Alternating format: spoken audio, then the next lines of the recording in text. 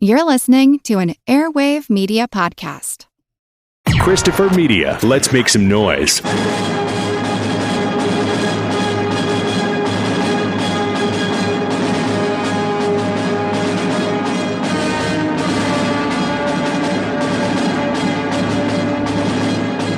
Are you the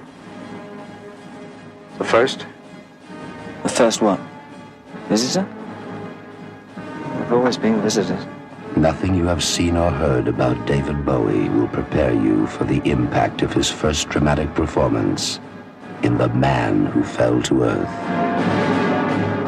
This is another dimension of David Bowie, one of the few true originals of our time. You're really a freak. I don't mean that unkindly. I like freaks. Is this a weapon? A weapon? It's too small for interplanetary travel. Assume that it's a weapon. If I stay here, I shall die. What do you mean? Take me with you. I'll see you don't die. I can't stay. You're an alien! I think you know too much about me. Where are you taking me? He's just like everybody else. He's a fake. Please don't do it. You don't understand. You might be able to save him. Mary Lou, Save him? help me. From what? No. No! Tell me I love you.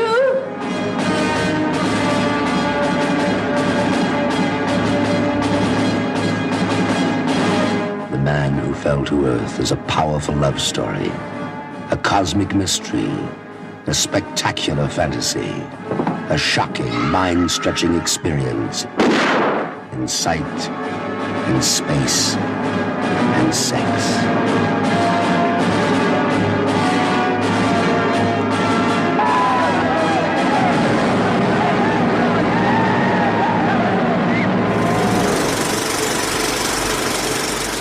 Welcome to the projection booth. I'm your host, Mike White. Joining me this week is Mr. Skizz Cyzyk. Everything begins and ends in eternity. Also back in the booth is Ms. Samm Deighan. Hello. We kick off Sci-Fi December with a look at Nicolas Roeg's The Man Who Fell to Earth. Based on the book by Walter Tevis, the film stars David Bowie as Thomas Jerome Newton, a strange man who appears in the office of a patent attorney with some big ideas that help him start on the road to untold wealth. Along the way, he meets some colorful characters such as Candy Clark as Mary Lou, a hotel worker, and Rip Torn as a college professor. We will be spoiling this film all to heck, so if you haven't seen it, please check it out and come back. We will still be here. So, Skizz, when was the first time you saw The Man Who Fell to Earth, and what did you think? I think I've only seen the film 3 times, and I think that the first time was in the early 90s when I was working in a video store. I mean, I'm a huge Bowie fan, so I was very much aware of it. I saw pictures from the film in magazines for years, but it wasn't until I actually found a VHS copy that I could sit down and watch it. I wasn't sure what I thought about it. Of course, I thought Bowie was really cool, and I liked Nicolas Roeg's filmmaking. But yeah, I was scratching my head a little bit after watching this one. I've now seen it a third time. I just watched it yesterday in preparation for this recording, and I like it a lot more now than I did. Still scratching my head a little bit at parts of it. How about you, Sam? When Netflix first became a thing, I was so excited about it that I added all these movies and would just do sort of Netflix roulette and not really see what was coming the next week. It was something that had always been on my list of things to see because of Bowie, but I didn't know anything about it, and I think that was the best way for me, at least, to go into it, and I just absolutely fell in love with it.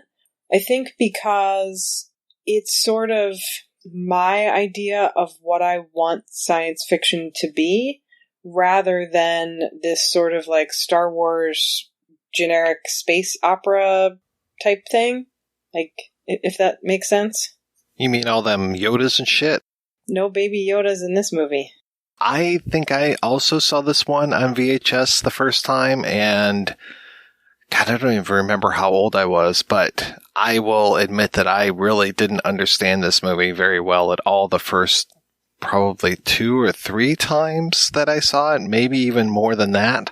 But it's one of those movies that I keep going back to because I feel like I want to crack the code. Like there's more to this. I think reading Walter Tevis's novel definitely helped. There are more things that I can kind of understand now. The filmmaking and the way that the story is told puts me off sometimes, but not in a bad way. I mean, we've talked about Nick Roeg on this show before, and I like this kind of fractured time that he does and some of the more, I don't know, just interesting edits that he chooses to do. I'm still trying to figure out a lot of this movie. So this isn't going to be like, hey, we're going to tell you everything that there is in The Man Who Fell to Earth, because I don't know if I necessarily understand everything. But that's what makes it great. There's an awful lot of detail in the film that doesn't seem all that necessary, that I figured is probably, there's probably more explanation for it in the book. And, but then at the same time, there's a lot of stuff that isn't explained in the film that if they had removed the unnecessary stuff, they would have had more time to explain the stuff that isn't explained. What are some of the things that feel that way for you? Well, I kind of feel like the whole backstory of Bryce, the whole, sleeping with all the students at the college. I don't really know how that is necessary to his character once he finally becomes part of the story. But it seemed like there was a lot of time, and I kind of get the feeling, it was a chance to throw in a lot of gratuitous nudity. It kind of seemed like, yeah, all right, we get it. This guy's, sleeping with these students. There's things that, when I'm done watching the film, I'm thinking, okay, what was that all about? And why didn't they explain that? But then I think about things like, well, we sat there and watched all those sex scenes. They could have cut those out and made room for explanations of other things. How many other movies do you get where a girl talks into Rip Torn's penis? Or there have to be at least 1 or 2 other ones. I would hope so. Maybe Maidstone. Yeah. Yeah, I don't know. I feel like that's why I love it so much, because I tend to like really long art house movies with minimal scenes of exposition. And I know that that's not for everyone, but I think in a lot of ways that's what this is. It just, he kind of let the camera go. And you do get the sense that there's a fair amount of improv, which I love, but I definitely think it makes this an acquired taste. Like, I don't think I would ever meet, a casual sci-fi fan and say, oh man, if you love science fiction, you really need to watch The Man Who Fell to Earth. But you're right, though. This is minimal science fiction. Yes, David Bowie is playing an alien, but I think you could eliminate that and have this be just a story of isolation and someone who's not of this time. I mean, this was made in the mid-70s. This is around the time where a lot of the stories about Howard Hughes and how he was locked away in Las Vegas and had jars of his own urine and all those kind of things. And Thomas Jerome Newton, to me, feels like he and Howard Hughes could have been buds in that way. Like, he doesn't go so far as collecting his own urine, but I think he would be fine being isolated from other people just because he is literally not of this earth, but figuratively as well. That's what a lot of the other scenes kind of underline, is that everyone is extremely isolated. And I mean, maybe that's just me at this point having seen a lot of Roeg's films where that's kind of the predominant theme.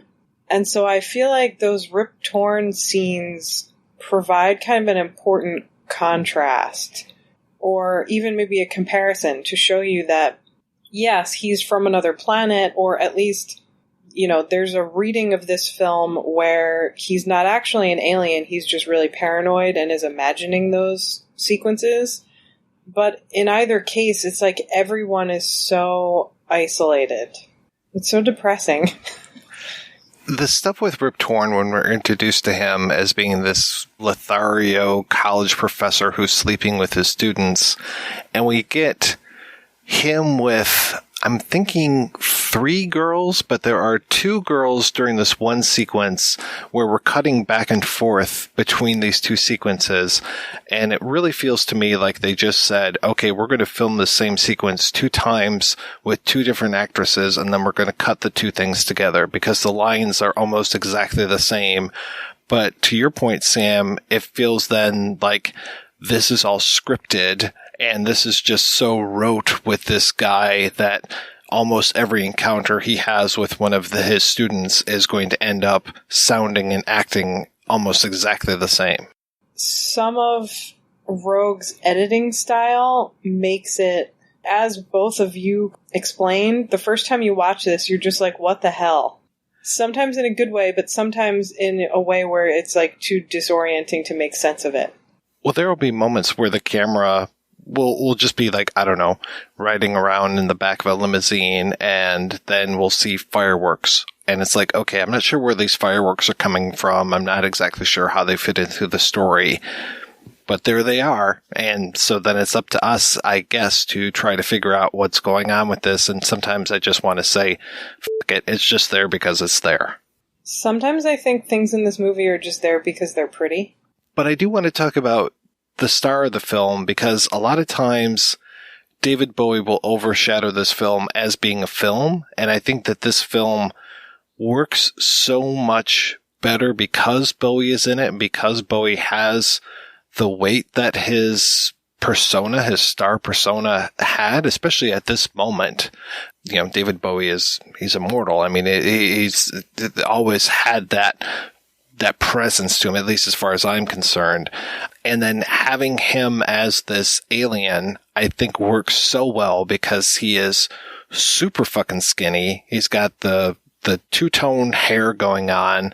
He's got the 2 different colored eyes, the one eye that's always more dilated than the other.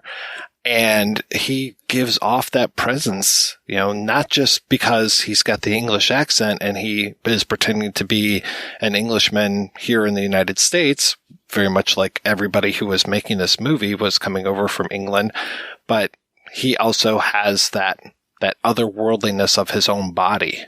I can't imagine this with anyone else. It's a stupid, redundant thing to say, oh, it wouldn't be the same thing if a different actor was cast in the lead, but I feel like this is one of those performances where with certain, like, to provide a comparison, I guess, with certain of those, like, great Hollywood films or great British films where the central performance is just a really powerful stage actor, sometimes I feel like you could swap some of those people out and you would get a different movie, but an equally effective movie. And I think, to your point, if it was anyone other than Bowie, I think the movie would just really fall flat, because without his persona and his sort of charisma, you just wouldn't care about the character. Bowie's said in a lot of interviews that he was pretty much playing himself. You know, I saw the list of people that were considered for the role, like Mick Jagger and stuff, and they probably would have played themselves as well. So anybody else in that role would have made that character completely different. It definitely would not have been anything like the movie we ended up with. And I can't think of another person that could have been cast in there. I think a lot of the reason the film is a cult film has a lot to do with because it's Bowie. You know, it may have still become a cult film with somebody else, but it's really hard to imagine what this film could have been like with somebody else. Yeah, I love that whole thing of Roeg using rock stars in his films with Jagger in Performance or Garfunkel in Bad Timing, and then Bowie in this one. It felt like it was the perfect people to be in these roles. And yeah, I imagine that Jagger would have brought something to this, but Jagger, yeah, he's kind of funny looking, but he doesn't have that alienness. And then that Bowie's character on his stage persona for a long time was an alien. And so it just felt like such a perfect match. Bowie also seems like the intellectual rock star. And even the stories about the making of this thing when he showed up with 300 books and they laughed about how he didn't read enough. Who else would have shown up on set with 300 books? You know, for some reason, I don't think Mick Jagger would have. I think Mick Jagger would have shown up with, you know, a cabinet full of liquor and 300 teenage girls. drugs definitely play a good role as far as this otherworldliness too. I mean, I think he was pretty, I don't think he was necessarily doing drugs at the time while this movie was being shot, or maybe I'm just naive. No, I think he admitted that. Oh no, he said he was. He said he was doing like a pretty big bag of coke pretty much every day on set and was very paranoid. And the way he got through it was he didn't really read the full script. He just would like look at what he was supposed to do that day and would just get through the day.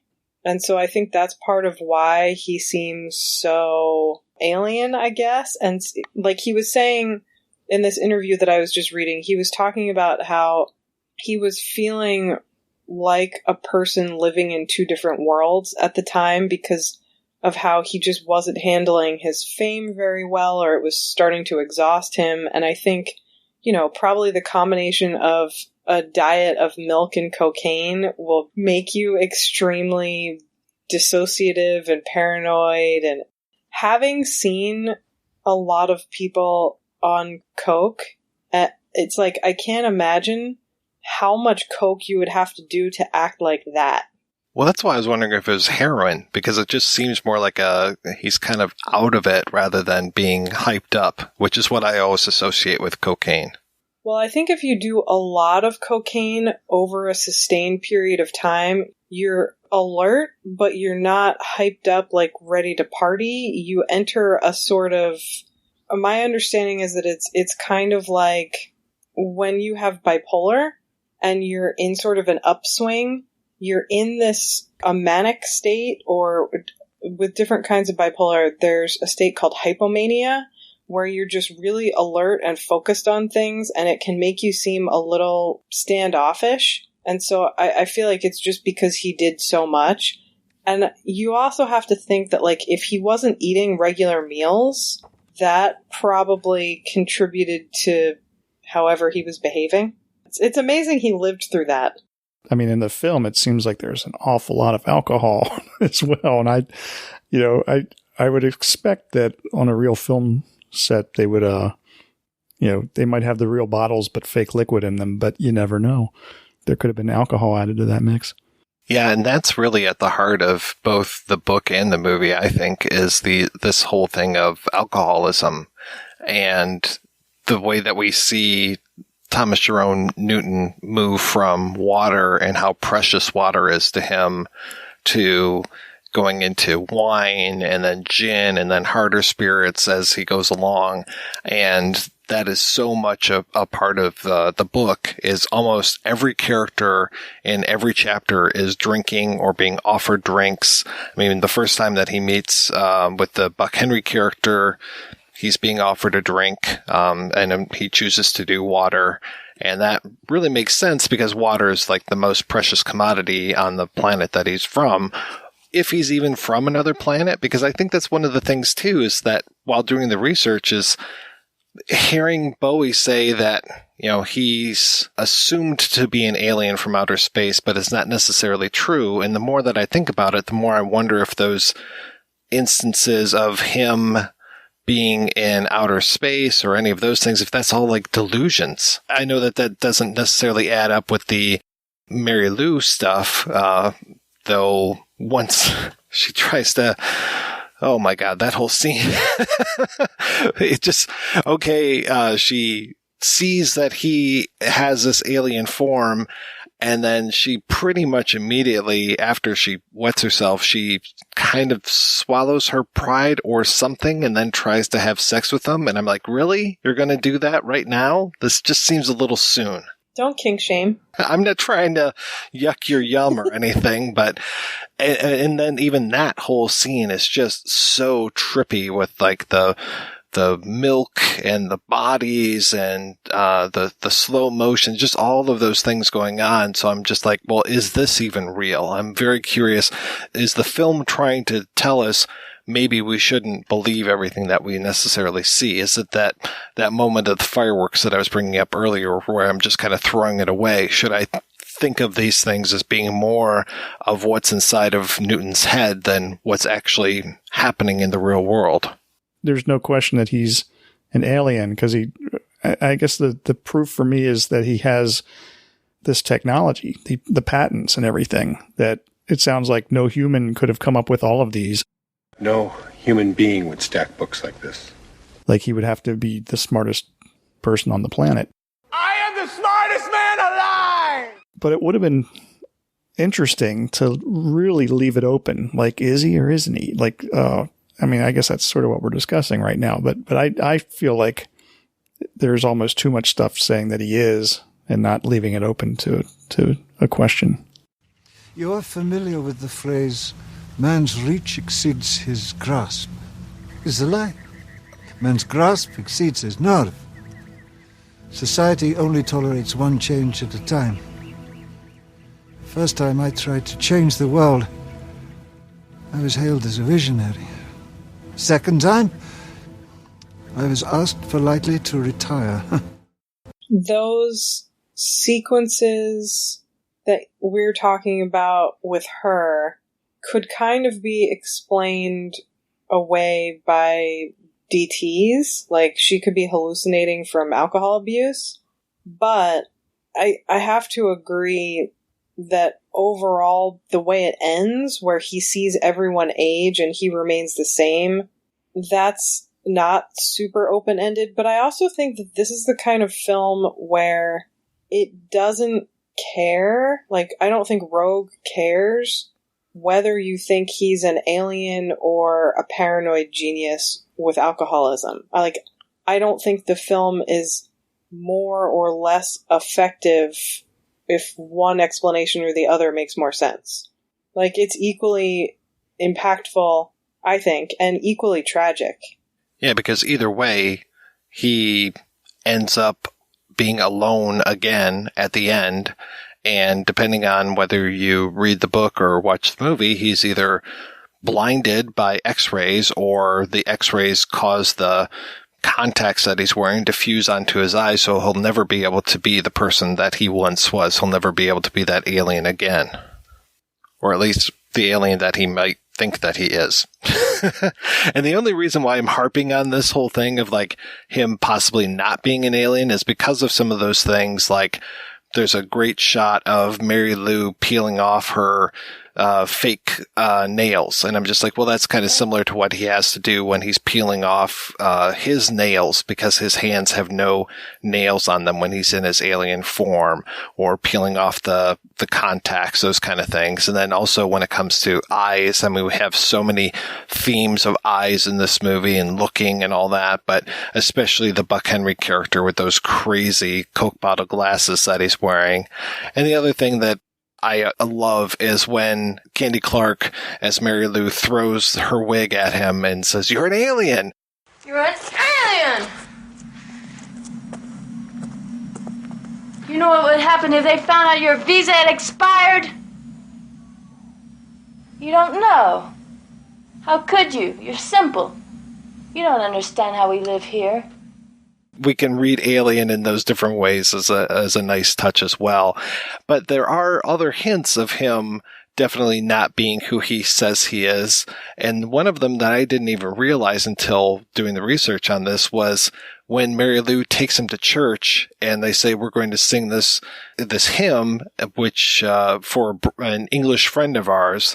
And when they start singing Jerusalem, which I always associate with Monty Python because they were doing parodies of this song, and he doesn't know the words. And it's just like, that's supposed to be a clue for us to know that he is not who he says he is. Right. Yeah. I felt like there were other clues where he was, there was the Latin phrase that he didn't know. Ask me. What? The question you've been wanting to ask ever since we met. Are you Lithuanian? I come from England. Oh, that's not so terrible. Per adua, ad astra. I beg your pardon? That's Latin. Latin? You must know that in England. Royal Air Force, their motto. Yes. Per ardua, ad astra, through difficulties to the stars. So yeah, I didn't believe he was British. I believed he was from outer space pretending to be British. That scene, I love the set, that glowing orb that they have, and then those sound deadening cones that are around. It's just one of the best sci-fi sets in what is this ostensibly a non-sci-fi science fiction movie. That's the cover of Station to Station, the Bowie album. Yes. My impression, or what I always thought to be true, was that he was supposed to do the score for this, but there was some sort of timing issue or contract issue, so he wound up not doing it. But I just listened to this interview with him where he said that he thought he was supposed to do the music, but no one told him that. And so he just started composing music, and a couple months into it found out, like, no one ever said that. And so obviously he didn't do the score, but he used the music he composed during shooting, some of it for Station to Station and some of it for Low. And I had no idea about that until recently. There seems to be a lot of conflicting stories about the music, because in interviews at the time, he was saying that he was doing the music for it, and you would think that somebody with the film would have seen those interviews and said, hey, he's got the wrong idea. But then there's also a report where he was paid like $250,000 to make music for the film. I forget where I read that, but I just saw that while researching for today. And I was like, so he was paid to make music that he wasn't asked to make. Like, something doesn't really make sense there. And then in the end, they give it to the Mamas and the Papas guy to do it. The thing I listened to, it's him and Nicolas Roeg. And Nicolas Roeg is like, yeah, no, you weren't supposed to do it. So, like, in a friendly way. And they both said that, like, the way that it turned out was the best possible way. And so it wasn't like an angry, like, remember when you told me to to write this album, you liar. I feel like maybe some of it is him giving interviews in a drug-fueled state, and maybe, 30 years after the fact, people not remembering things clearly. But either way, I actually really love the score to the film. And so I'm glad that we have both music in whatever form. Yeah, I was very surprised that the John Phillips music was as good as it is, and it really does seem to fit the piece. And I moreover, I appreciate the other music, the real songs that they bring into this, especially Roy Orbison's Blue Bayou. I love that sequence when he is in front of all of those TVs and Mary Lou's yelling at him, and he's got Blue Bayou on. That is probably... That and the scene where she wets herself are probably the most memorable things from that first time of me watching this movie. The Roy Orbison scene really stood out to me, again, because this was early 90s and I started working at a video store and suddenly had access to all these movies like Blue Velvet, which also has a great Roy Orbison song used in it. And I remember borrowing all these tapes and just dubbing all these scenes on the one tape that just featured cool music in them. So I had Blue Velvet, I had Man Who Fell to Earth, and some Alex Cox movies. But it's just sort of seemed like you can't go wrong putting a Roy Orbison song into a scene. And the one thing that we haven't really touched on, too, is that you can look at this whole movie as like some sort of a Christian allegory with this man who falls from the sky, very Jesus-y, and then, of course, he's going to be betrayed, and you could compare. It's interesting that the Mary Lou character was Betty Jo in the book, and then they made her Mary Lou. So I'm like, okay, is that supposed to bring us even closer to Mary Magdalene? Is that how we're supposed to look at this character? And then you've got Bryce, who mostly he's just doubting Thomas. He just really wants to know if Thomas Jerome Newton is who he says he is, or if he's something else. And that's what drives him throughout the entire story, is his not knowing and his suspicion that Newton is not what he says he is, or is something else. And it's interesting, there's none of this banging college co-eds in the book. It's basically him coming home, finding these caps that some kids left in the hallway, him lighting them on fire, expecting them to explode. And when they do, he doesn't smell gunpowder. And then he eventually starts to tie that in with a camera and with the film that Newton is producing. And then that drives him such that he actually quits working at the college where he's at and then begins working for Newton and works his way all the way up to this outer space project that he's on. And so, yeah, there's none of that dirty old man kind of stuff.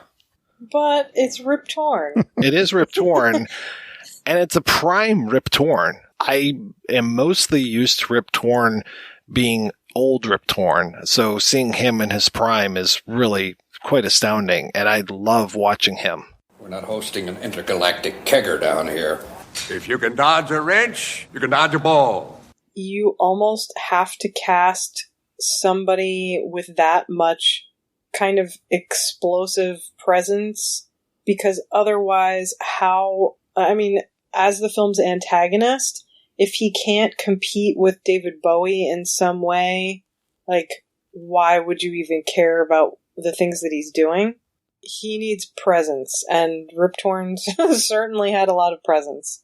I think it's also not coincidental that we've got mentions of Christmas in here, that there just seem to be a lot of things where we're supposed to play into this whole idea of a Christian allegory. But you can take it or leave it. It's just the same thing as what I was saying as far as, is he an alien? Is he not an alien? Is it a delusion? Is it drug-fueled? Whatever. Yeah, if you want to read this as a Christian allegory, go right ahead, knock yourself out. I don't think that ever occurred to me. But I also am a person who almost never reads things that way. I read the Narnia books as a kid, and then when I was in college, I took a lot of medieval studies classes, and there somebody said something like, oh, of course, C.S. Lewis writing all these Christian allegories. I was like, wait, what? I just had no idea, and so I guess I'm maybe the wrong person to have an opinion about that. Yeah, I'm sure somebody much more well-versed in Bible studies could probably draw more parallels and be like, oh, well, the Farnsworth character is, I don't know, Peter or Paul, I don't know, and the Arthur character is definitely Judas because X, Y, and Z, but that's not me. I'm not able to go down that path, unfortunately. I didn't even realize that Strange Brew was a Shakespeare play at first. It took me years to figure that one out as well, so don't worry about it. See, that one I got because I really love Shakespeare.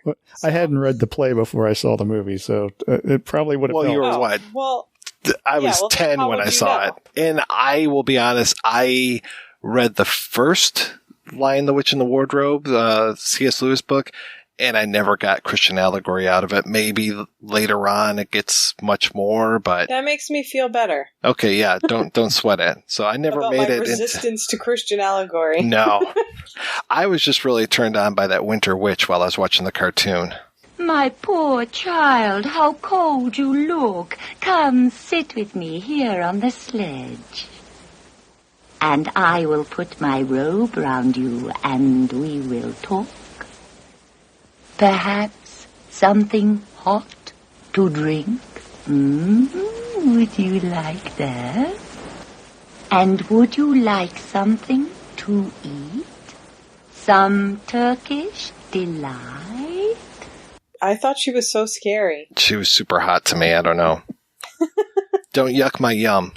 The Bernie Casey character is also not part of the mix when it comes to the book. He is wholly made up for the movie. And I'm still, once we get into that area, it's just okay, well, this kind of makes sense that we've got this, I'm guessing, working for the government kind of angle going on here, but frankly, I didn't need that. I was okay with when the net closes on Newton that the government was aware of this stuff all along, especially because there's that guy at the very beginning who sees Newton coming down that hill that he traverses, and he shows up a couple times, and he just seems to me, he seems like the government because he's dressed in a suit and he's there watching, and it feels like, okay, they're always going to know whatever moves we make. So this guy represents the government. I didn't necessarily need a different personification. Right. So it's not me. They actually don't explain who that guy was, right? No. Those scenes are the least fulfilling to me. Some of that I kind of wish had been trimmed a little, I guess. I'm fine with the rip-torn sex scenes staying in. Well, yeah, let's not be crazy. I know. Come on. And maybe you guys can tell me a little bit what you take away from the gunplay that Newton and Mary Lou have. That's just always struck me as weird, too. I can only assume that it's insanity from being cooped up and tested so much. But why he even has the gun? Let's give this crazy guy we're testing a gun. I would assume, when he pulled it out, that there wouldn't be any bullets in it because, again, why would he have it if it were a loaded weapon? But I don't know. He also was able to just kind of walk out of there without anyone stopping him. So I'm not completely sure what that place was and how he was being held. Again, that's one of those things that I feel isn't explained perfectly in the film, or isn't explained at all, I don't think. But I don't know. Maybe you guys got something else from it. That whole sequence where, with the gunplay, but also how he just kind of magically walks out of there, I think that is sort of some strong evidence for the fact that he is just having a delusion. But I also think that it's just very Nicolas Roeg. I mean, he has, in almost all of his movies, these very intense, transgressive, kind of raw sex scenes. And so it seems to me, and I definitely didn't think this the first time I watched the film, but now that I've seen it a few times and I've seen some of his other films, it seems kind of inevitable that he would have some sort of crazy hallucinatory sex scene. And so I guess my takeaway is yes, of course this is in here. I don't really know exactly why there are guns involved, but I think it maybe is just to show the state of their mental deterioration. Yeah, I think delusion is probably the best explanation for all of it. Yeah, the only thing I really got out of it was possibly a call back to those caps that I was talking about, how the World Enterprises Corporation, they make all of these things, but they seem to mostly make cameras, photographic equipment, film, but then of all the things that they make caps for cap guns, which just seemed like the most incongruous thing. I mean, when he switches everything to space flight, then it's like, okay, I guess this makes sense just because he's got all the money. It doesn't necessarily make sense in a business sense. And then, of course, in 2019, I'm laughing because I'm thinking of an Elon Musk character, because I'm just like, oh, so you're going to do SpaceX as well. All right. Yeah, that makes sense. One of the things that we haven't really talked as much about is this whole, the way that this kind of anti-capitalist, anti-big government thread is wound in there. And so I think some of it has to do with that. And it doesn't even seem like it's just talking about the government, but it seems like it's also talking about America overall. I mean, going back to the idea of him having this gun, one of the first things that he encounters when he goes in and tries to sell his ring to this woman in a shop, it's not a pawn shop, when she opens up a drawer, there's a gun laying there. And it's that's one of the first of many guns that we get through this whole thing. And us being Americans, we know that we love our guns and don't try to take them from us. It also kind of breaks that rule, though, that when you see a gun in one act, it's going to play an important role in another act. I forget what that rule's called, but Chekhov, I thought. Yeah. Oh, okay. Yes, Chekhov. I know this saying. It was invented in Russia. But so this movie, it doesn't really work. I think the only time we see a gun being fired is that crazy sex scene. That's true of so many things in this movie, where something is introduced and then it's just never resolved or explained. He gets $20 for his ring. And the next time we see him, he's counting this huge wad of $100 bills. I'm like, wait a second, what the hell just happened between here? Did he have that many rings to sell? Yeah, he pulled out that collection of rings.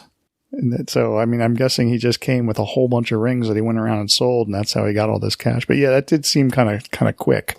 And I guess that's one of the first hints that, like, time in this film isn't, the pacing and the actual progress of time are not what you're expecting out of a movie in this film. Now that I've seen it a few times, it's one of my favorite things about the film, but if you're not used to this kind of more art house experimental editing style and you've never seen any Roeg films, I can see how it would be a little bit of a challenge for somebody the first time around, especially because it's over 2 hours long. Right. When they cut back to Buck Henry at one point and he's now an old man and Mary Lou is still the same age that she is and Rip Torn seems to be the same age he is, I'm just like, well, wait a second. When did he meet Mary Lou and when did he meet Professor Bryce versus when he met Farnsworth, because now Farnsworth is old and I'm just like immediately trying to do this whole timeline in my head and then also wondering if I'm going back and forth in time when I'm watching these things. And that's also a possibility. So it's a really nice touch to this is the way that we're moving through time, that Thomas Jerome Newton is moving through time untouched, whereas all of the human characters are aging. Hey, time is a flat circle. I really do appreciate the way that they put all that stuff together in that we don't know exactly how long he has been on Earth. And that we also have that interesting, for lack of a better term, time travel sequence where he is riding in the back of the limo again and he looks out and can see the early American settlers looking back at him riding in the limo and they see him and he sees them. And we have that crazy cornball Western type music going on. And then the car just disappears. I thought that was interesting because not only do they see him, but they also see telephone poles.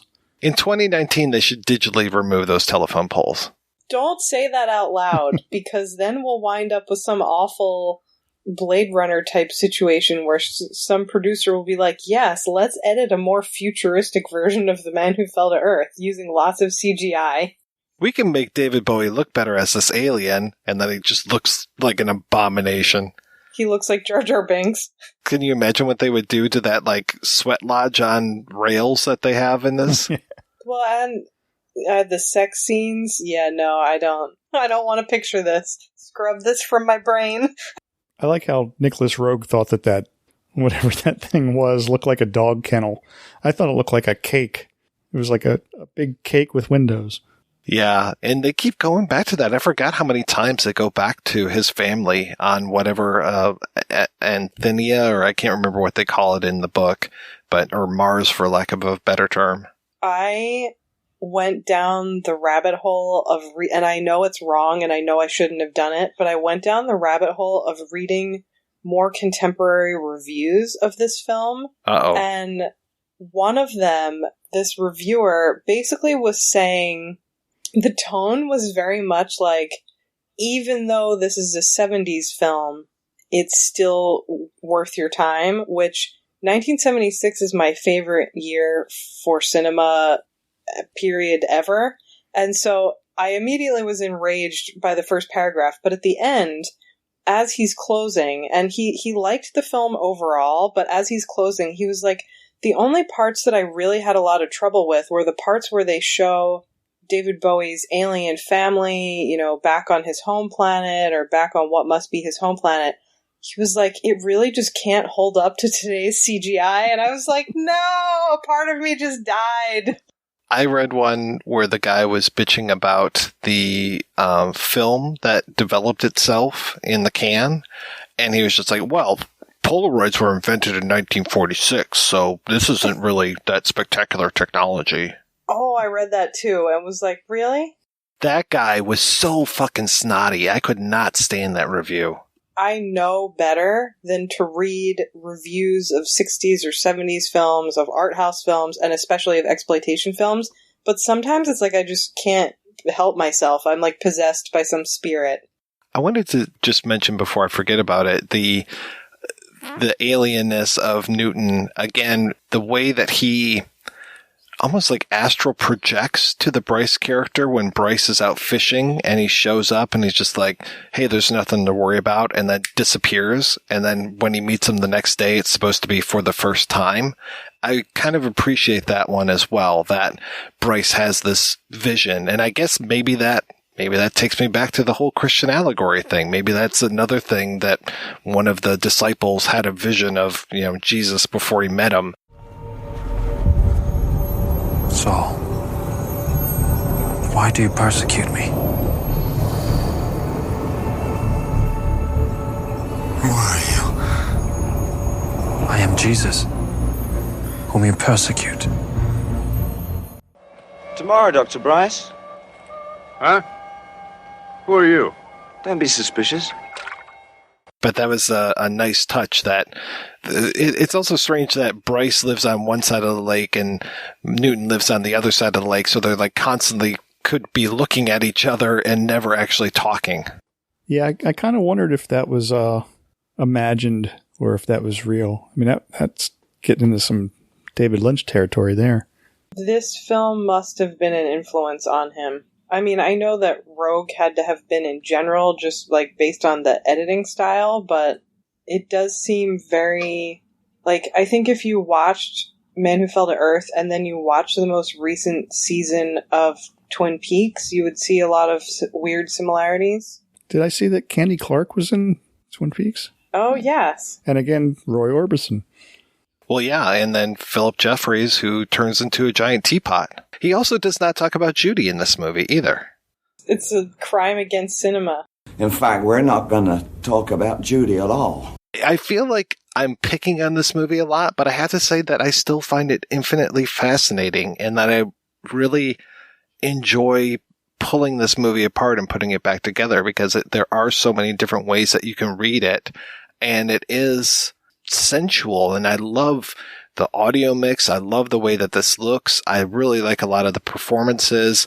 I mean, I was watching the scene earlier with the when he is about to take off and Jim Lovell is there, and you've got the different broadcasts going on in either ear, which is nice, and watching this movie with headphones on is a real treat.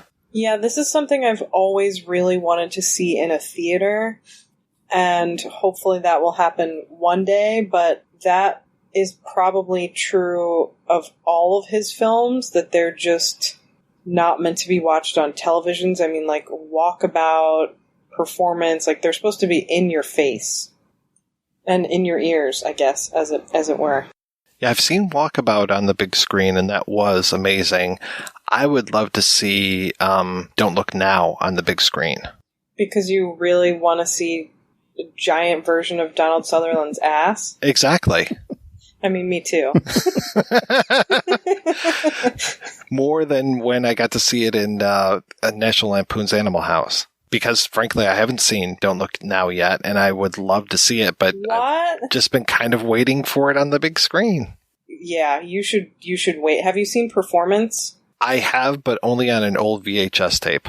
Yeah, Performance is one of those things that I think because of the weird Warner Brothers rights issues, sort of like with the Devils, I don't think it has, like, it's ever going to, or not anytime soon, going to get some kind of, like, touring theater release or 35 release, but I would really love if it did. Well, there are so many different avenues that you can take when you talk about this movie, and I know that we're kind of all over the map, but it feels appropriate for this film to not necessarily talk about it in a linear way. Well, and that's sort of what I was thinking earlier today, is that I feel like with the projection booths, you tend to be really good at sort of working through a film in a particular, like, logical order. And this is one of those movies where you really can't do that. But I think that would also be true if you talked about Walkabout or Performance, and to a different extent, Don't Look Now. I think that's just his style as a filmmaker. What you were just saying about how it's rewarding because there are so many different ways to talk about it or think about it. It makes it difficult to do a critical analysis because, like, there's no point A to Z discussion. It's just sort of all over the place as a movie. I don't find it any coincidence that the editor of this movie also worked on Don't Look Now, which was another Roeg, but also worked on Images, because I feel like their Roeg's work and Altman's work, at least in Images, feel like they were kind of sharing some of the same air. Oh, definitely. And Three Women as well. Oh, wow, yeah. Yeah, I wonder if he worked on that too, because there are a lot of similarities. Like, my brain always wants to group things by theme, and that would be a really intense 5 or 6 movie marathon. You probably would need a drink at the end of that. Possibly during it. Graham Clifford also, just since we were talking about this, also directed an episode of Twin Peaks. So, there you go. Bringing it all together. Mm-hmm. Episode 2.5, so sometime in that weird second season. So I'm not sure if that was before they talked about who actually killed Laura, or if that was maybe more of James on his road trip. Don't say that. James was in town recently, and I couldn't bring myself to go. Well, James is so cool. He's always been cool. He never has. David Bowie, on the other hand. Always cool. Yeah. Always. Always. Eternally. Even when he's dancing in the streets. Even when he's in Just a Gigolo, which, like, I heard someone talk about films like Labyrinth and Man Who Fell to Earth, and their argument was, like, these are only good it was a stupid argument, but it was, these are only good films because they have somebody as charismatic as David Bowie. And I was like, clearly you haven't seen Just a Gigolo, which David Bowie could definitely not save. He's still cool, but you're also like, yikes. Yeah. I was really hoping that you meant that he was in the David Lee Roth music video for Just a Gigolo.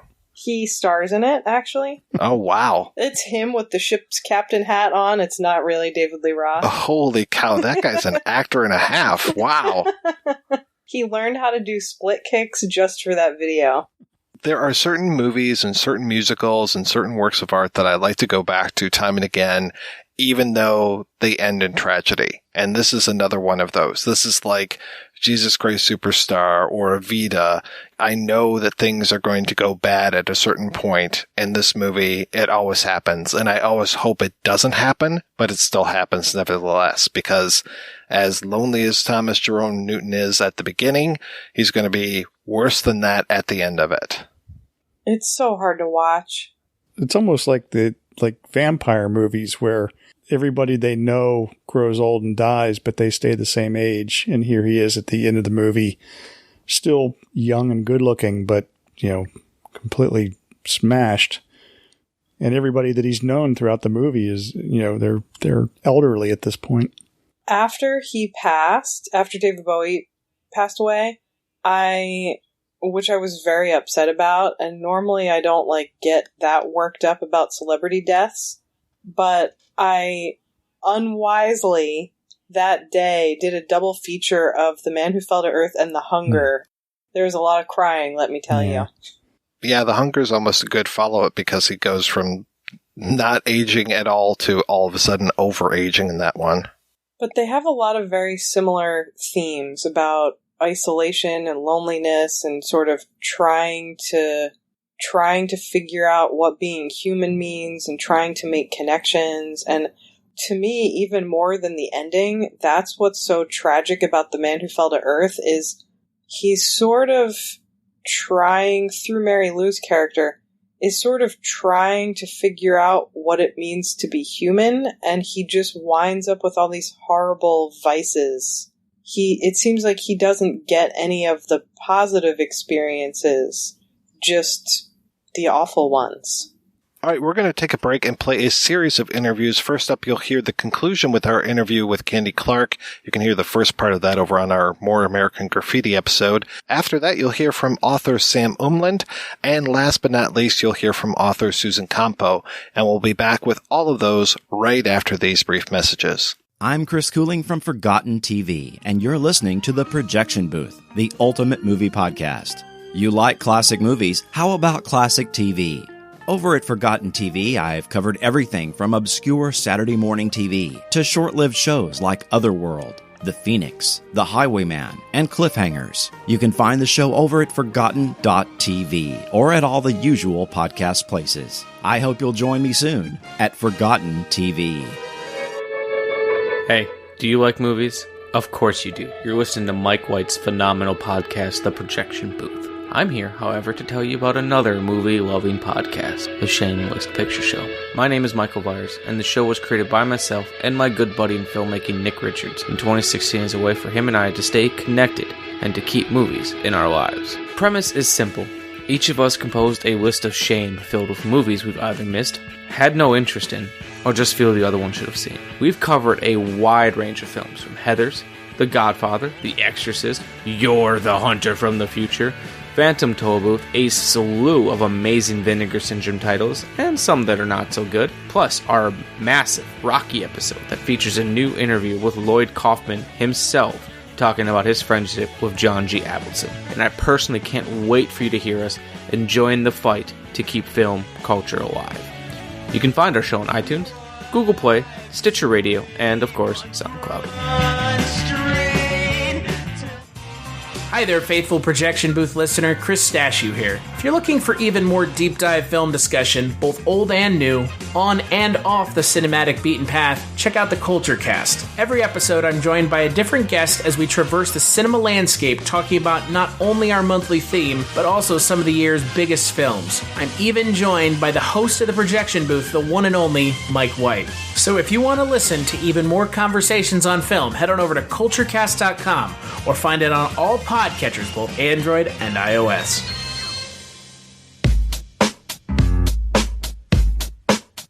It's not easy having a good time, and it's not cheap either. Every week, the Projection Booth brings you a new show, possibly even two, focusing on all genres of cinema.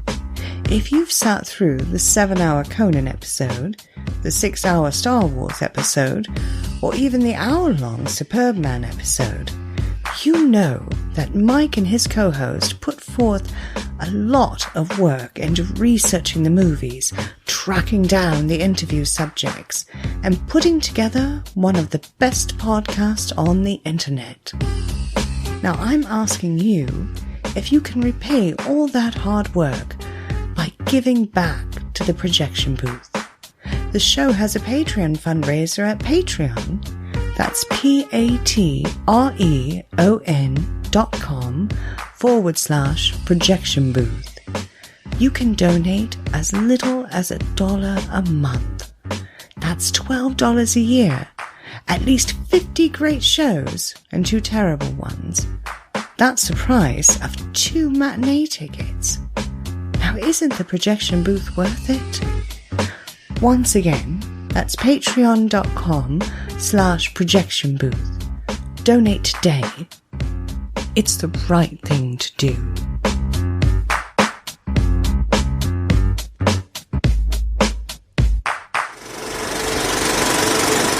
Well, how did you get cast in The Man Who Fell to Earth? Let's see. I was introduced to Nick Roeg by Cy Livenoff, and he and I hit it off like instantly. One day I was with him and at the Beverly Hills Hotel, and he had a meeting with some producer type, and he said, wait out here, and here's this script. I want you to read it. You can read this while I'm in the meeting. And so I thought, okay. So I was reading it with nothing in mind except just to read it. And I read the script, and Nick is in the meeting for an hour or two, and I'm reading the script, and it was really great. I loved it. And when he comes out, he said, well, what'd you think? And I said, oh, it's fantastic. You need to do this movie. I said, great. And he said, do you want the part? I'm like, yes. And then that was before anyone was cast, that before there was any money or, any production money, any production office, nothing. And I was just hired just then and there. And it was, so I got to watch the whole process of this thing getting off the ground and the cast being hired. And, it was wonderful. behind-the-scenes stuff. Have you ever had that experience before where you're the first one hired for a project? No, I don't think so. That was just a lucky break. So I got to watch everything as it unfolded, and it unfolded fairly quickly. And it was the first time an all-British crew, Nick Roeg, was an established director in England, and so he had his people, that he wanted to work with, and they brought the whole, all of his people in from England, so it was an all-British crew. That was great. Had you ever worked with that much makeup before? Because I know that you go through a pretty amazing transformation in the film. Yeah, they call it appliances, and they do them so much, they're so much more realistic today. Like, when Eddie Murphy plays one of his characters, you can't even tell. And everything seems to move so well, the rubber and the latex. But I had never worked with that many appliances, the neck, the cheeks, the hands, and all the gluing. And it would just, I spent a couple of weeks in that makeup, and I tallied up my hours every day. I'd write down my hours of just spending time in the chair. And the total was 96 and a half hours of just being glued and hovered over and made up. And once you got that makeup on, they tell you, try not to use your mouth, much, because it would start cracking around the lips and the cheeks and all of that. And so I would tell everyone, don't make me laugh, don't make me laugh. And I had to drink through a straw, it was a challenge. It was really fun. And I thought that, it came across, it really did, the aging. And that film we had to keep track of time because David Bowie's character never aged. And so every scene, you're like, how many years have passed, so you would kind of know. And, it was very complicated, but it was so much fun. And David and I had a lot of dialogue, and by then I'd gone to some acting classes, so I knew a little better of how to, make a character and all of that. But David Bowie was wonderful to work with. He was a hard worker. He liked to rehearse, and we'd be working on one scene, shooting one scene. And back then, lighting and all that it was real film. So it took a long time to light and set up, and they had to put down dolly tracks and stuff like that, which would be very time consuming. Now with the Steadicam and with the digital cameras, it's not as much downtime as it used to be. But when we were doing a scene like the ping pong scene, we would be doing that, but on our breaks, which were many, and they had to relight and relocate all the lighting, we'd be, sitting on the floor running the next scene, the lines for the next scene. So we were always like one scene ahead, getting it perfectly memorized. So, it came out smooth and like real conversation. But I thought David, he was so beautiful at that, his skin was translucent and his hair was, he was just a gorgeous person. And I was really lucky that I had never seen him in concert. So I wasn't, he was just another actor. But after the movie was over and shot, I got invited to one of his concerts, and I became like a groupie. Oh my God, it was a totally different scene.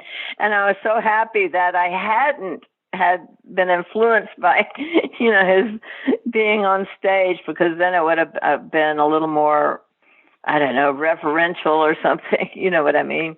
A little more goo goo gaga. But I was glad I'd never been to his concerts until after. Well, in that case, it's like the shoe's a little bit on the other foot, because by this time you're the experienced actor and this is one of his first roles. Well, he had other roles, but he was really into the character. He loved the script, and he was very respectful of the script. And I mean, we didn't change any dialogue. It was as written by Paul Meyersberg. And the dialogue was so beautifully written, and the responses and the back and forth, that you did not want to change anything, because it was perfect in mine. And I think David's a big reader too, and so am I. So we know good writing when we read it. When you're jumping back and forth in time so much, at least in the movie as I watch it, were you shooting that in order, or are you also shooting that out of order? I think the scenes were determined by the location, so all the scenes that were done at that kind of Japanesey house were all done at once.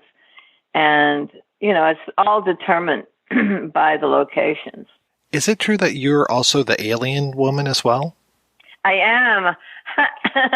I asked to play the wife on the other planet. And also I played David Bowie in a scene. I heard about that. How did that happen? At the time, he wouldn't fly. He was very superstitious about flying.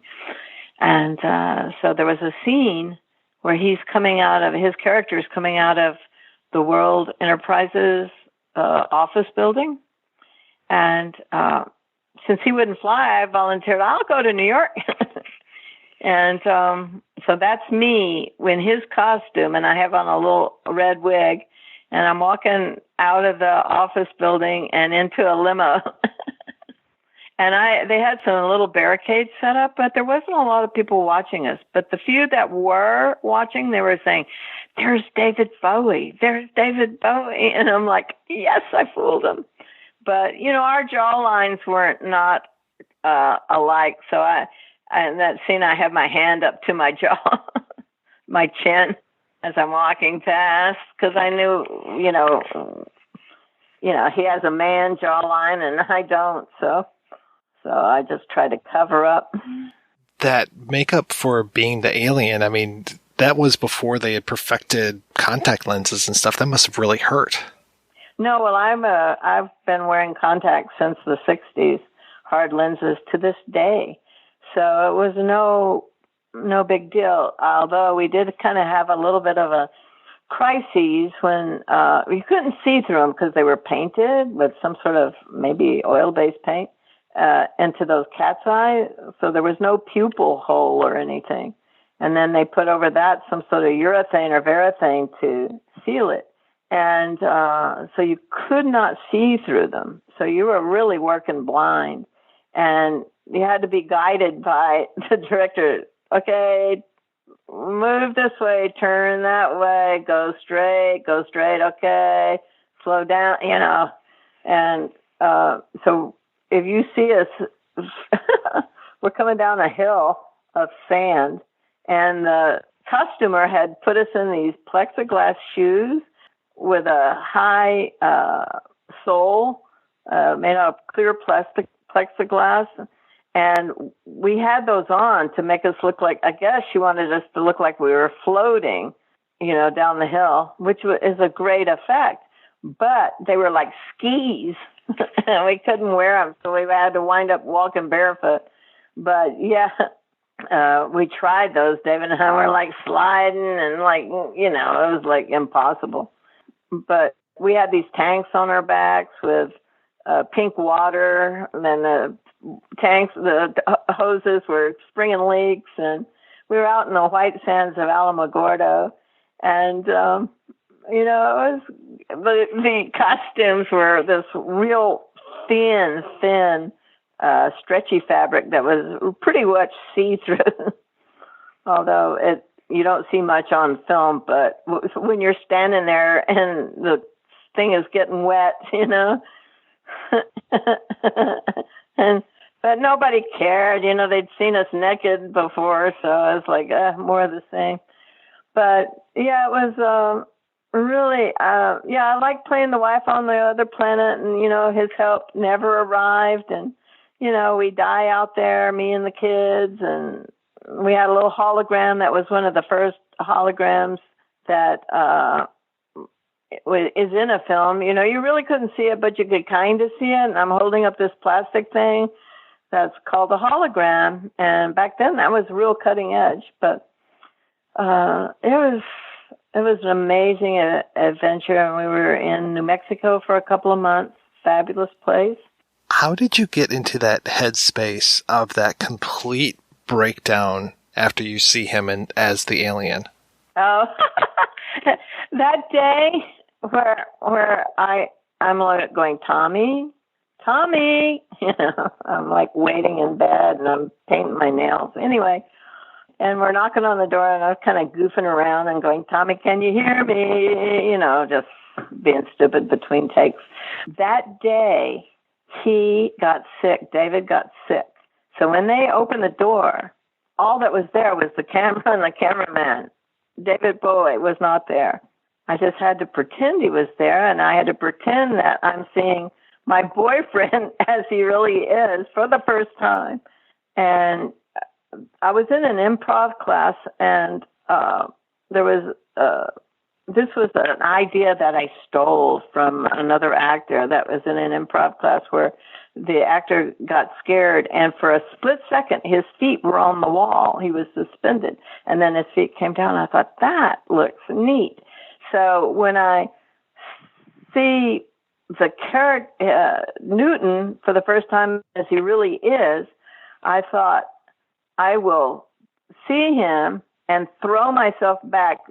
And behind me was a wall and a bookcase, and I would just be projected back, like just by force of fear. And I just would throw myself back over and over again. And then, so I was really bruised up, the backs of my arms and my legs, but it was effective.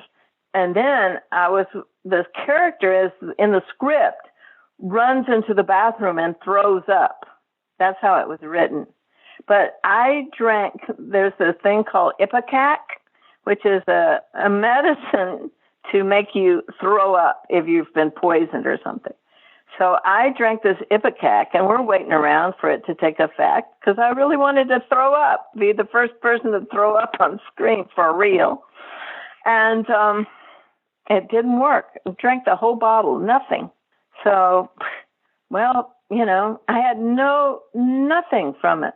And anyway, so we regrouped, and so I had this image of Mary Lou, like when you touch a frog, a toad, how a toad will, you pick him up and he just pees all over your hands. And so I had this image of Mary Lou. She gets touched by her boyfriend, who's like totally different. That causes her to be like a frog, all over the place. So that was a first. I don't think anyone's ever done that, but that wasn't real. That was done with tubing and all that. I couldn't do that on command. That was all tubing and a little bulb and, so it's just colored water. But Mary Lou is like recoiling. This thing comes out of the bathroom and touches her face, and she's just like, "Wah!" That scene in particular just always floors me at just how real you make that. I just have to imagine it really hard.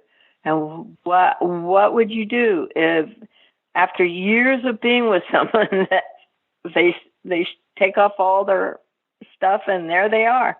Ah, yeah. See, are you gonna throw up or pee your pants? What are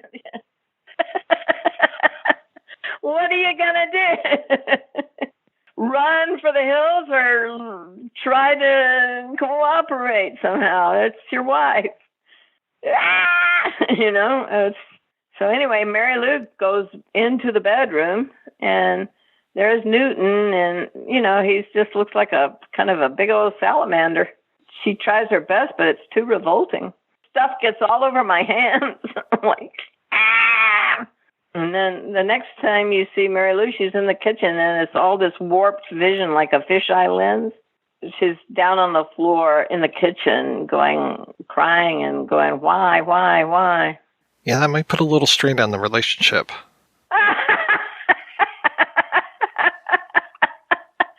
suddenly you kind of change your mind about your husband or your wife or your boyfriend. I don't know. It's a lot to handle. So I read that David Bowie was on a skateboard for you to pull him, but I always was curious how you pulled off picking him up and carrying him. I don't imagine that was you actually carrying him. I thought that's what happened, and it might have happened in some of the scenes, but my brother said there was a lift on the camera, and he was on the lift, but I do remember a skateboard. When I pulled him out of the elevator, he's kind of just easy to slide. If you see, pull him out of the elevator, and he just kind of glides. And he was balanced on a skateboard at that point. So, and then Mary Lou real heavy. Let me pick him up. The camera was right there, and David, my task was to keep his head and his legs in the frame, keep him bowed up. So, and his thing was he's passed out. So, I really had to work with an actor that's supposed to be passed out and not helping much. So, it required a lot of arm strength, and plus getting him down the hall. And I had something between my legs.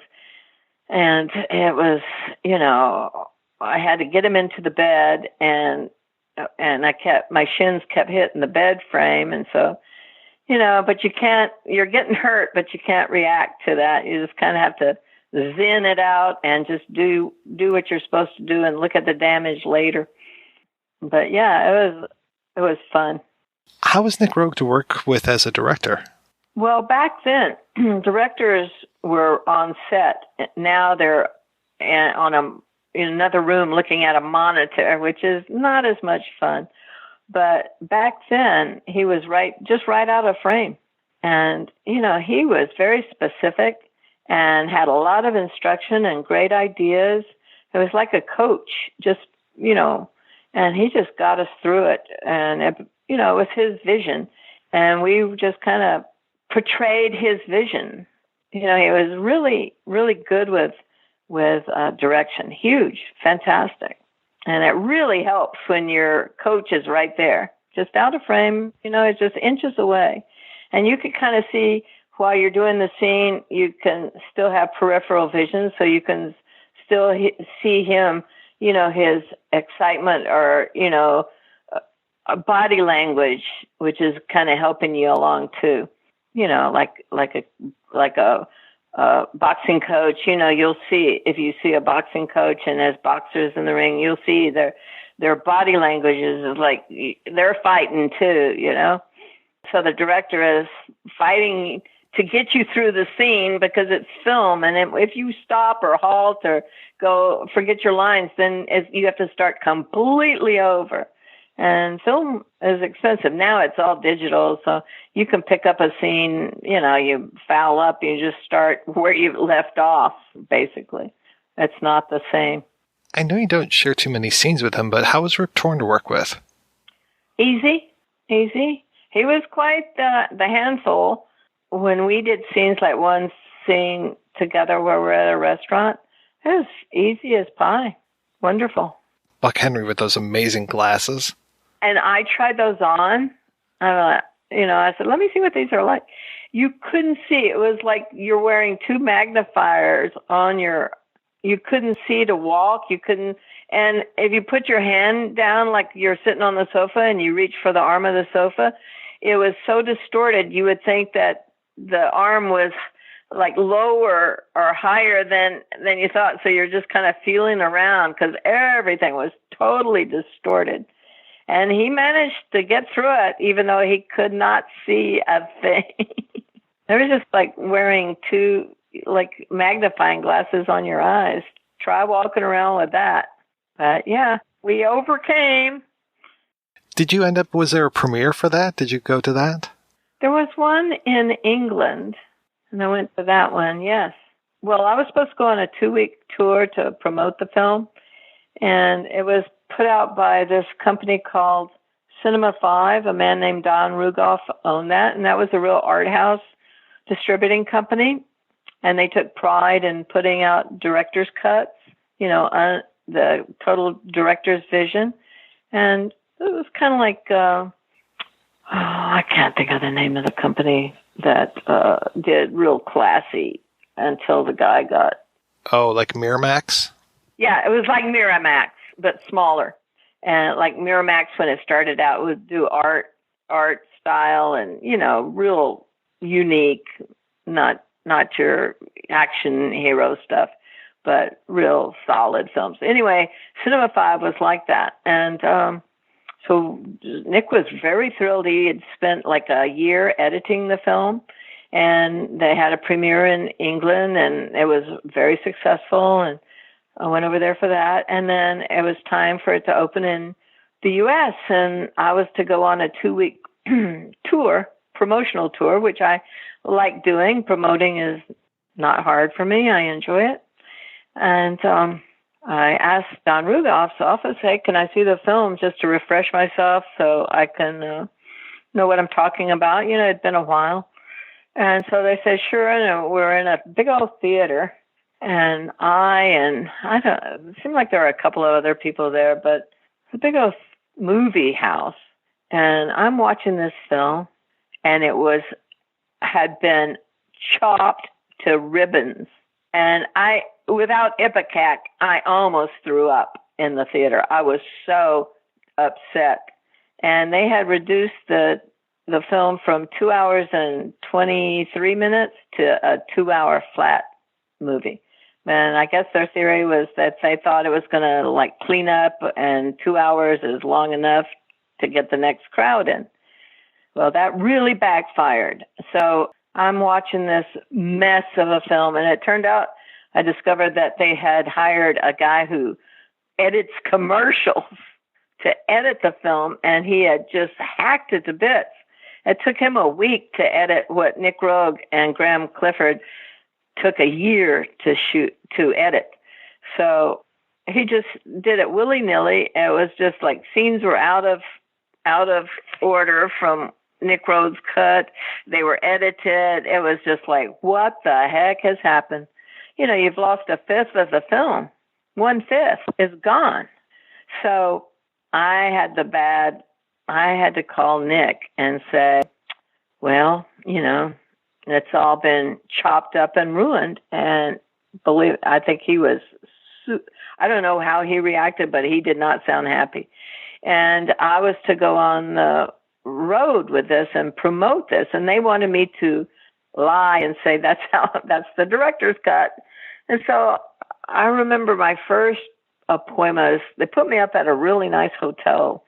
And I remember it was the Village Voice was my first, appointment. And I'm supposed to be discussing this film. And I'm in my suite, and I remember they had their PR guy sitting there listening to everything I'm saying. And I'm trying to sell this film and, be real positive about it. But I was just so nervous and so upset. And I'm lying. I'm really, and I'm lying for the wrong people. I don't know these people. I don't know, Cinema 5. I know Nick Roeg, and I just, at one point, the PR guy goes to the bathroom. And then I just quickly said to the Village Voice people, I'm lying. It's terrible. They've cut it to bits, I was like, yeah, I spilled the beans. And then the PR guy comes back out, and he's like, so, and then I pick up on the story. So, yeah, David Bowie was one there, I'm like, but I felt like I was a prisoner of war, and the warden had just left, and I'm trying to get help. Anyway, I called my manager, Pat McQueen, and I said, Pat, here's what's happened. I can't do this. I can't lie and say this is how the film is. And she said, check out, get on a plane, come home. And I just bailed. And years later, that was the only copy. They put it out in, VHS, and it was just this horrible, and I'd get so many bad people say, well, what's going on? You know, it just makes no sense. And it was a terrible movie. And, you know, it's getting horrible reviews by Rex Reed and this other guy named John Simon. They said, Rex Reed said, we're all running around in fright wigs. And John Simon, who is a high-end reviewer of films, you know, slaughtered it, and everyone did. Everyone did. Of course, it didn't make two pennies to rub together, you know, for Cinema 5. But years later, I was living in New Jersey, and I read that Don Rugoff was no longer with the company. So I thought, maybe I'll give him a call. And I called the company, and I said, hi, my name is Candy Clark. And I said, you know, I am constantly being asked about this movie, which wasn't true, but I said that. And I said, you know, you ought to bring out the uncut version. I said, you guys can make a lot of money. Just use the same poster, strap a banner across it saying director's cut, uncut version. I said, I guarantee you're going to make a lot of money. I said, if you want me to go out and promote it and sell it, I said, that's easy for me to do. I'd love to do it. So he said, you know, the man I spoke to was really liked the idea. And so a couple of weeks later, I say, I'm going to follow up on that and see how it's going. And I spoke to the same man, and he said, well, bad news. I'm like, what? And he said, our negative is all cut. I said, yeah, the negative was the dopey old commercial editor cut the negative. Yeah, and so instead of printing the negative, and so there's two copies, no, they just chop up the original. I'm like, well, I said, well, I know where it is. I said, call these people, British Lion, they're in England, they'll help you out. And they did. And to this day, the horrible cut version is totally gone, and all you see is the uncut, the director's cut. And, you know, it's as it took a while, but mission accomplished. Yeah, and I'm so glad because I hated so much that chopped up version. Oh, yeah, you lost a fifth of the movie. Plus, it was put all in other orders. It was like... You were in one that I love that I don't think you like it as much, which was your next film that was released, which was Citizens Band. Citizens Band, yes. I did that with, you know, they were at that time, you know, two-way radios and, you know, breaker and all of that stuff was going on. And I guess they thought you know, the writer, I think it was Marshall Brickman, if I remember correctly.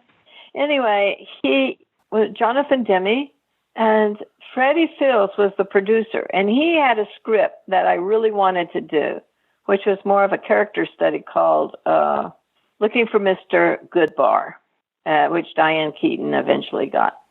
But my motivation for doing Citizens Band was hoping to get Looking for Mr. Goodbar.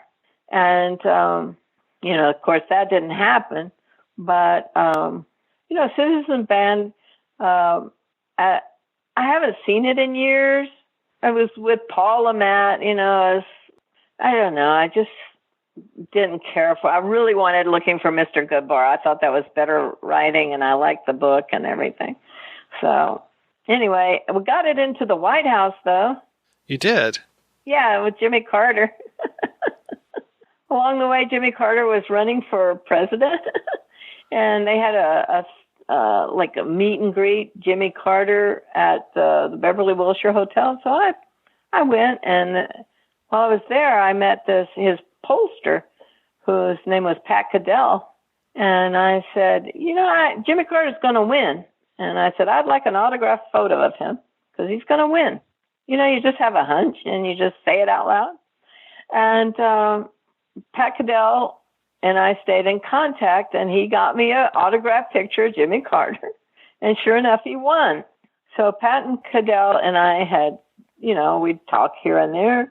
And I said, Pat, you think you can get this film into the White House? Because they had a screening room there.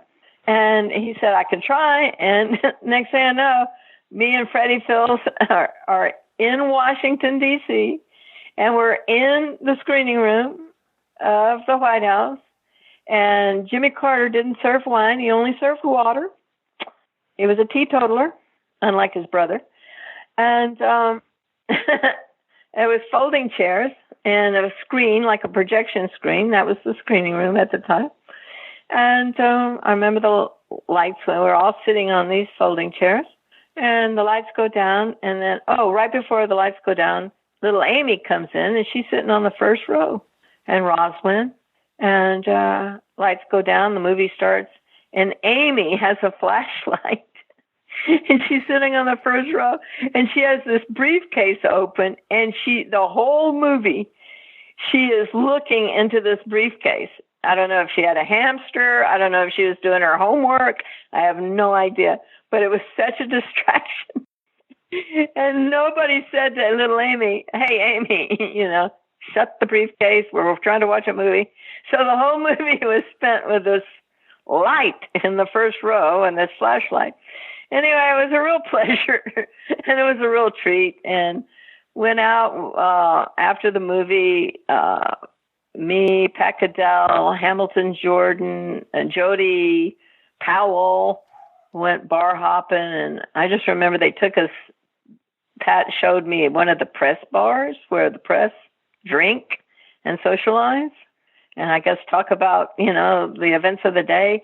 I swear to God, the whole town, that whole bar was smashed. I mean, moving and drunk. And then we went to a nightclub, and everyone there was drunk like you never saw. Not even when I grew up in Texas at some of those honky tonks. And I'm thinking, God, these people are running the country. Jesus. But it was so noticeable that the press corps, everyone was just drunk. Whether they are now, I don't know. But that was my first impression of Washington, as people were just smashed. Anyway, we got it in the White House Citizens Band. Did I read right that you are the voice of Stella Star in Star Crash? That is a total rumor. I've never even seen that movie. I've never been hired to redo someone's voice ever. I don't know where that came from, but it's on the internet. Oh, yeah. Well, it's got to be true then. Yes, but, I will deny it forever. I don't know her. I never did her voice. I never dubbed her, ever. What was it like for you working with David Lynch when you were on Twin Peaks? That was quite the treat. I just remember I had that character, and I played this wife who's kind of at the end of her rope with her husband. My husband's the sheriff, and I just have a litany of complaints about mold and water overflowing and dog shit everywhere, and how, cars don't work. And, I just come in and just give him a big reaming out. And so we were I guess we were in Washington State. Anyway, so I'm all in costume, and I come barreling into that room, and the door slams. I just fling the door open, and I lay into the guy who's playing my husband. And I do all the dialogue, and then I look over, and this was just a rehearsal. And I look over, and it was a real small office, and there's David Lynch sitting in the corner with a megaphone, like a red and white, battery operated megaphone. And he's only like 3 feet away. I started laughing so hard. I'd never seen that in my life. I was like, who does that? It was like a 12 by 10 room, tiny, with a megaphone. Action, like, what the heck?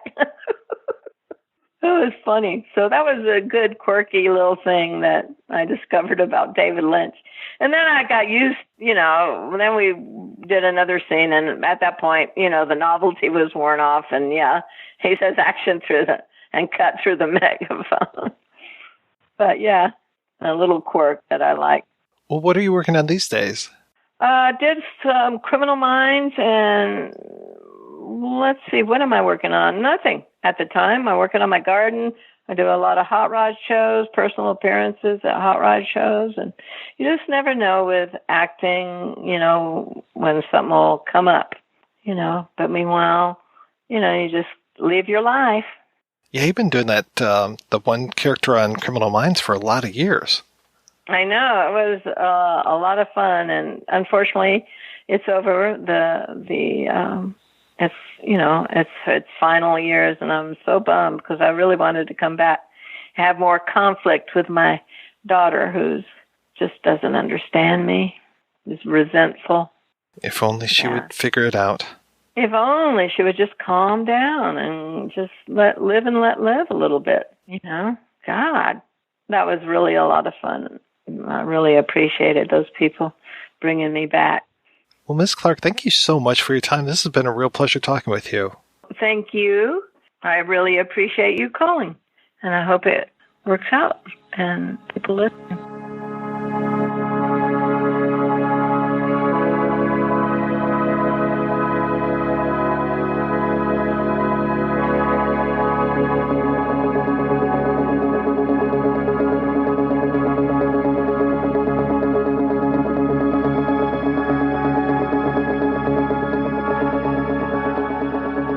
I'm very curious how you came to write about The Man Who Fell to Earth. Was it the Kamel connection?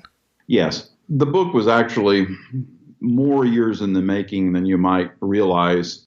When Rebecca and I were working on the Donald Campbell biography, and I went to California to meet David at one point, David Campbell, and we were talking about I was interested in hearing about his career, and he made an offhand comment about The Man Who Fell to Earth, or maybe I asked him about it because I remember his name being on it, and he made an offhand comment, "You ought to write about it." And so that was many years ago, and there was a book series out then called Cultographies on cult films. So I had actually contacted the editors of that and asked them if they would be interested, and they were, but they said we're several years behind and, we'll get to it when we can get to it. And so I didn't really pursue it, and I remember that at one point David wrote me an email and asked me, "How's that going?" And I said, "Well, I really haven't started it because I haven't been contacted by the editors." And I don't think they blew me off or anything. I think it was just that they had backlogged and they had all kinds of titles coming out. So I really didn't think about it much. And then what happened with The Man Who Fell to Earth was that I saw that Arrow, Arrow Video, with whom I'd worked on the Donald Campbell film, Why to the Eye, to provide the audio commentary, was doing a book series. So I approached Francesco Simeone at Arrow and said, "Well, I've got a title you might be interested in." And so he wrote back and asked me about it and gave me, broad ideas. Here's what we're looking for, length, and all of that stuff. So that's when I came back and I said, "Well, I'd love to do, if you're interested, I'd love to do The Man Who Fell to Earth." And so that's how that all came about. So it was a long gestation period and and like I said, I'm not going to say it went from one publisher to another. It was just that didn't seem to be going anywhere. That is the previous idea. And I thought David, I'd love to write this book. David has a lot of information about the production. And so that's how I approached Fran at Arrow Books and said, are you interested? And he said yes, and that's how it started.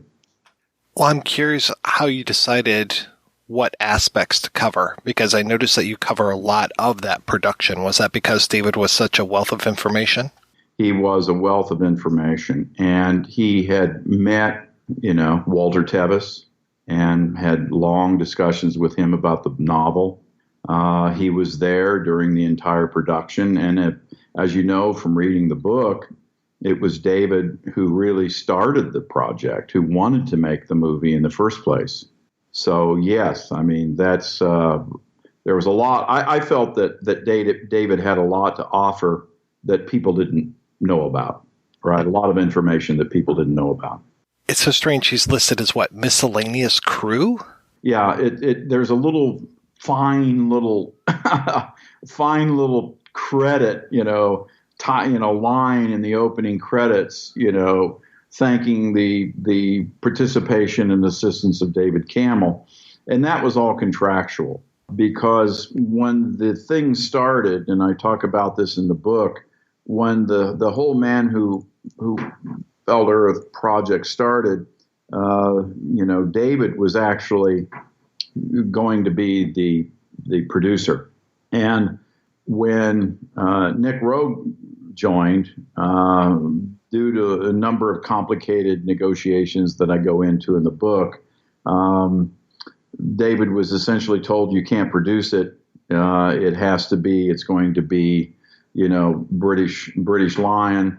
And, subsequently he was, reduced to this minuscule little role. Although he says that actually I contributed a lot to that film, little bits and pieces throughout. So, but I mean, it's one of those film business things, right? In terms of how these contracts are signed and negotiated, and that's how he was relegated to that little minuscule opening, credit.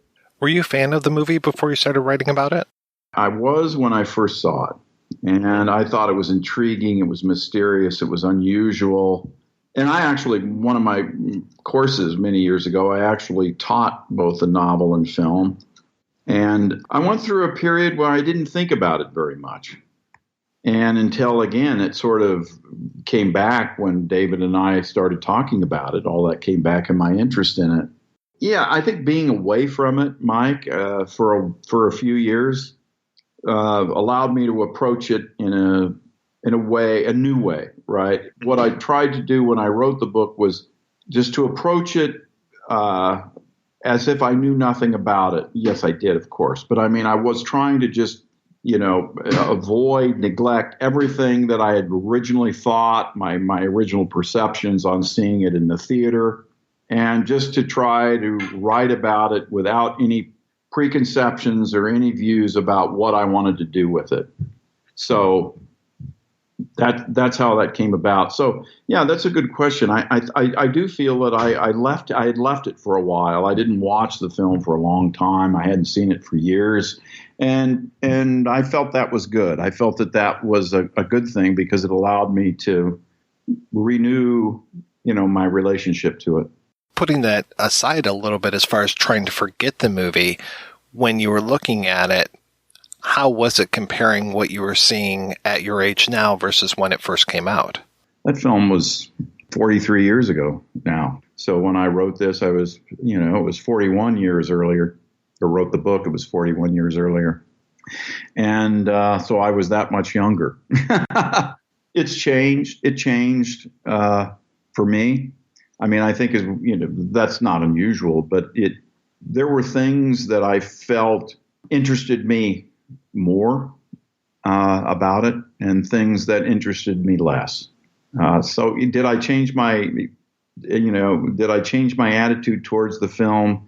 Yeah. I don't know if that comes through in the book or not, but yeah, it was a reevaluation of the film for me, and I wanted it to be that way. I wanted to try to write about it as if I were reevaluating it. And I also watched it with Rebecca, who had never seen it, and that was fun for me because she was, we wrote the Donald Campbell book together, biography together, and so she had never seen it. So it was interesting to just watch it with someone who literally was screening the film for the first time. Well, what was her takeaways? Because it's such a rich tapestry. Yeah, I think that she was very engaged in the film for, let's say, 2/3 of the way. And then the last third, I think that her interest began to wane. I think it became a little more disjointed. There were a lot of ellipses and gaps, and in the narrative, and we tended to sort of, and I wrote about that in the book, not prompted by her comment, but I felt that there was a kind of deliberate alienation happening in our relationship with Thomas Jerome Newton, and that, you know, an alienation effect, or Godardian alienation, as they used to call it.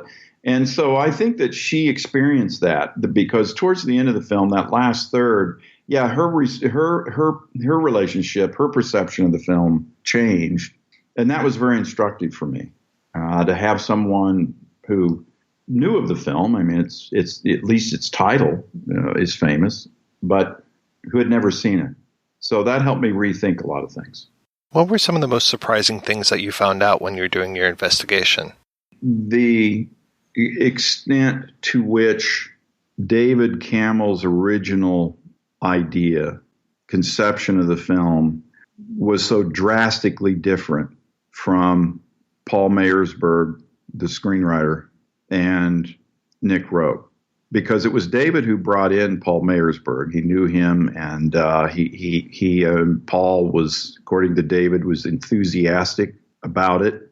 And they had kind of the similar wavelength. They were thinking about the film in what the film might be, the adaptation might be, in a very similar way. That began to change as soon as Nick Roeg came on board. And so the direction of the film, the conception of the film altered. And so you can see a little bit, perhaps, of the original idea now and then, but the fact that it became a different film than it was originally conceived to be was the biggest revelation for me. David Campbell approached, Walter Tevis with the idea that it would be a kind of grand mystery, that we wouldn't know much about Thomas Jerome Newton, that he would remain a mystery, mysterious. Is he truly a Martian? Is he insane? Is he a mad genius? And he wanted it in that kind of tradition, a kind of a mystery of a great man who may be mad. The fact that he claims that he's an alien is sort of preposterous, and so on. So I think that for instance, I can give you an example. One of the biggest differences between original conception and the realized film are the scenes shot. I'm using Mars because I think that's the only logical place he comes from. Okay. And I talk about that in the book. And although Tevis doesn't say Mars, but it clearly, all the textual evidence in his book, he's using Mars, is that in David's mind, there should be no scenes, nothing at all in the movie revealing Thomas Jerome on his home planet. Okay. So we have those scenes where we see this desert, right? This planet that's now a desert.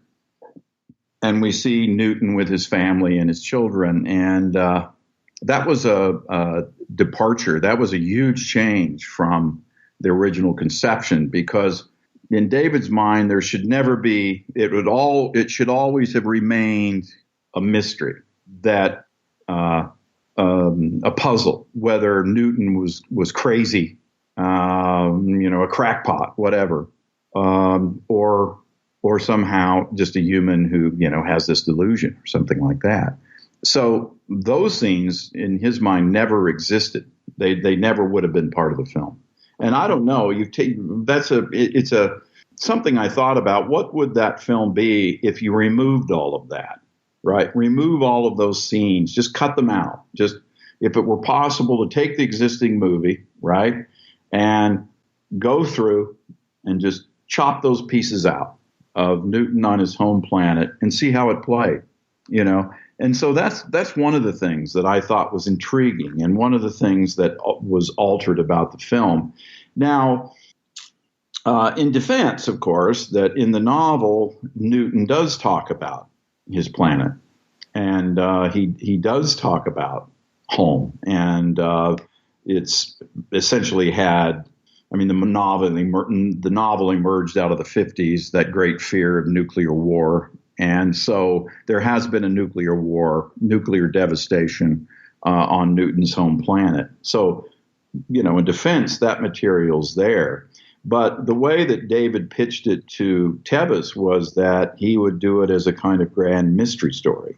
So, and it's not that at all, is it? I mean, it's nothing to do about Newton's identity at all. I mean, we just allow the fact, it's a given that he's an alien. I'm really glad that you went into the backstory of who Walter Tevis is and a little bit more about his life. The novel was famous, the movie was famous, and I wanted people to know more about who he was and how the book in some respect reflected aspects of his own life.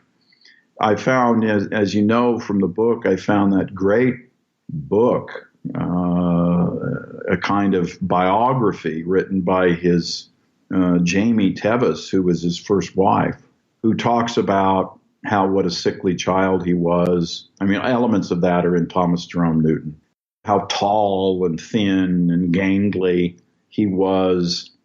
He felt awkward. He was nicknamed by when he was a school teacher, when he was an English teacher, his students called him Ichabod Crane. That was invaluable. And I felt that no one, while understanding there was a novel out there, really didn't know much about its author and how the author's own biography impacted what that novel became, is. And I really thought that was a important aspect of the book, because no one had written about that before. I mean, everybody knew Walter Tevis. Everybody knew he'd written other books. He was famous for The Hustler, right? And which became the highly regarded film with Paul Newman, released in 1961. People knew that aspect of Tevis, that he was this author.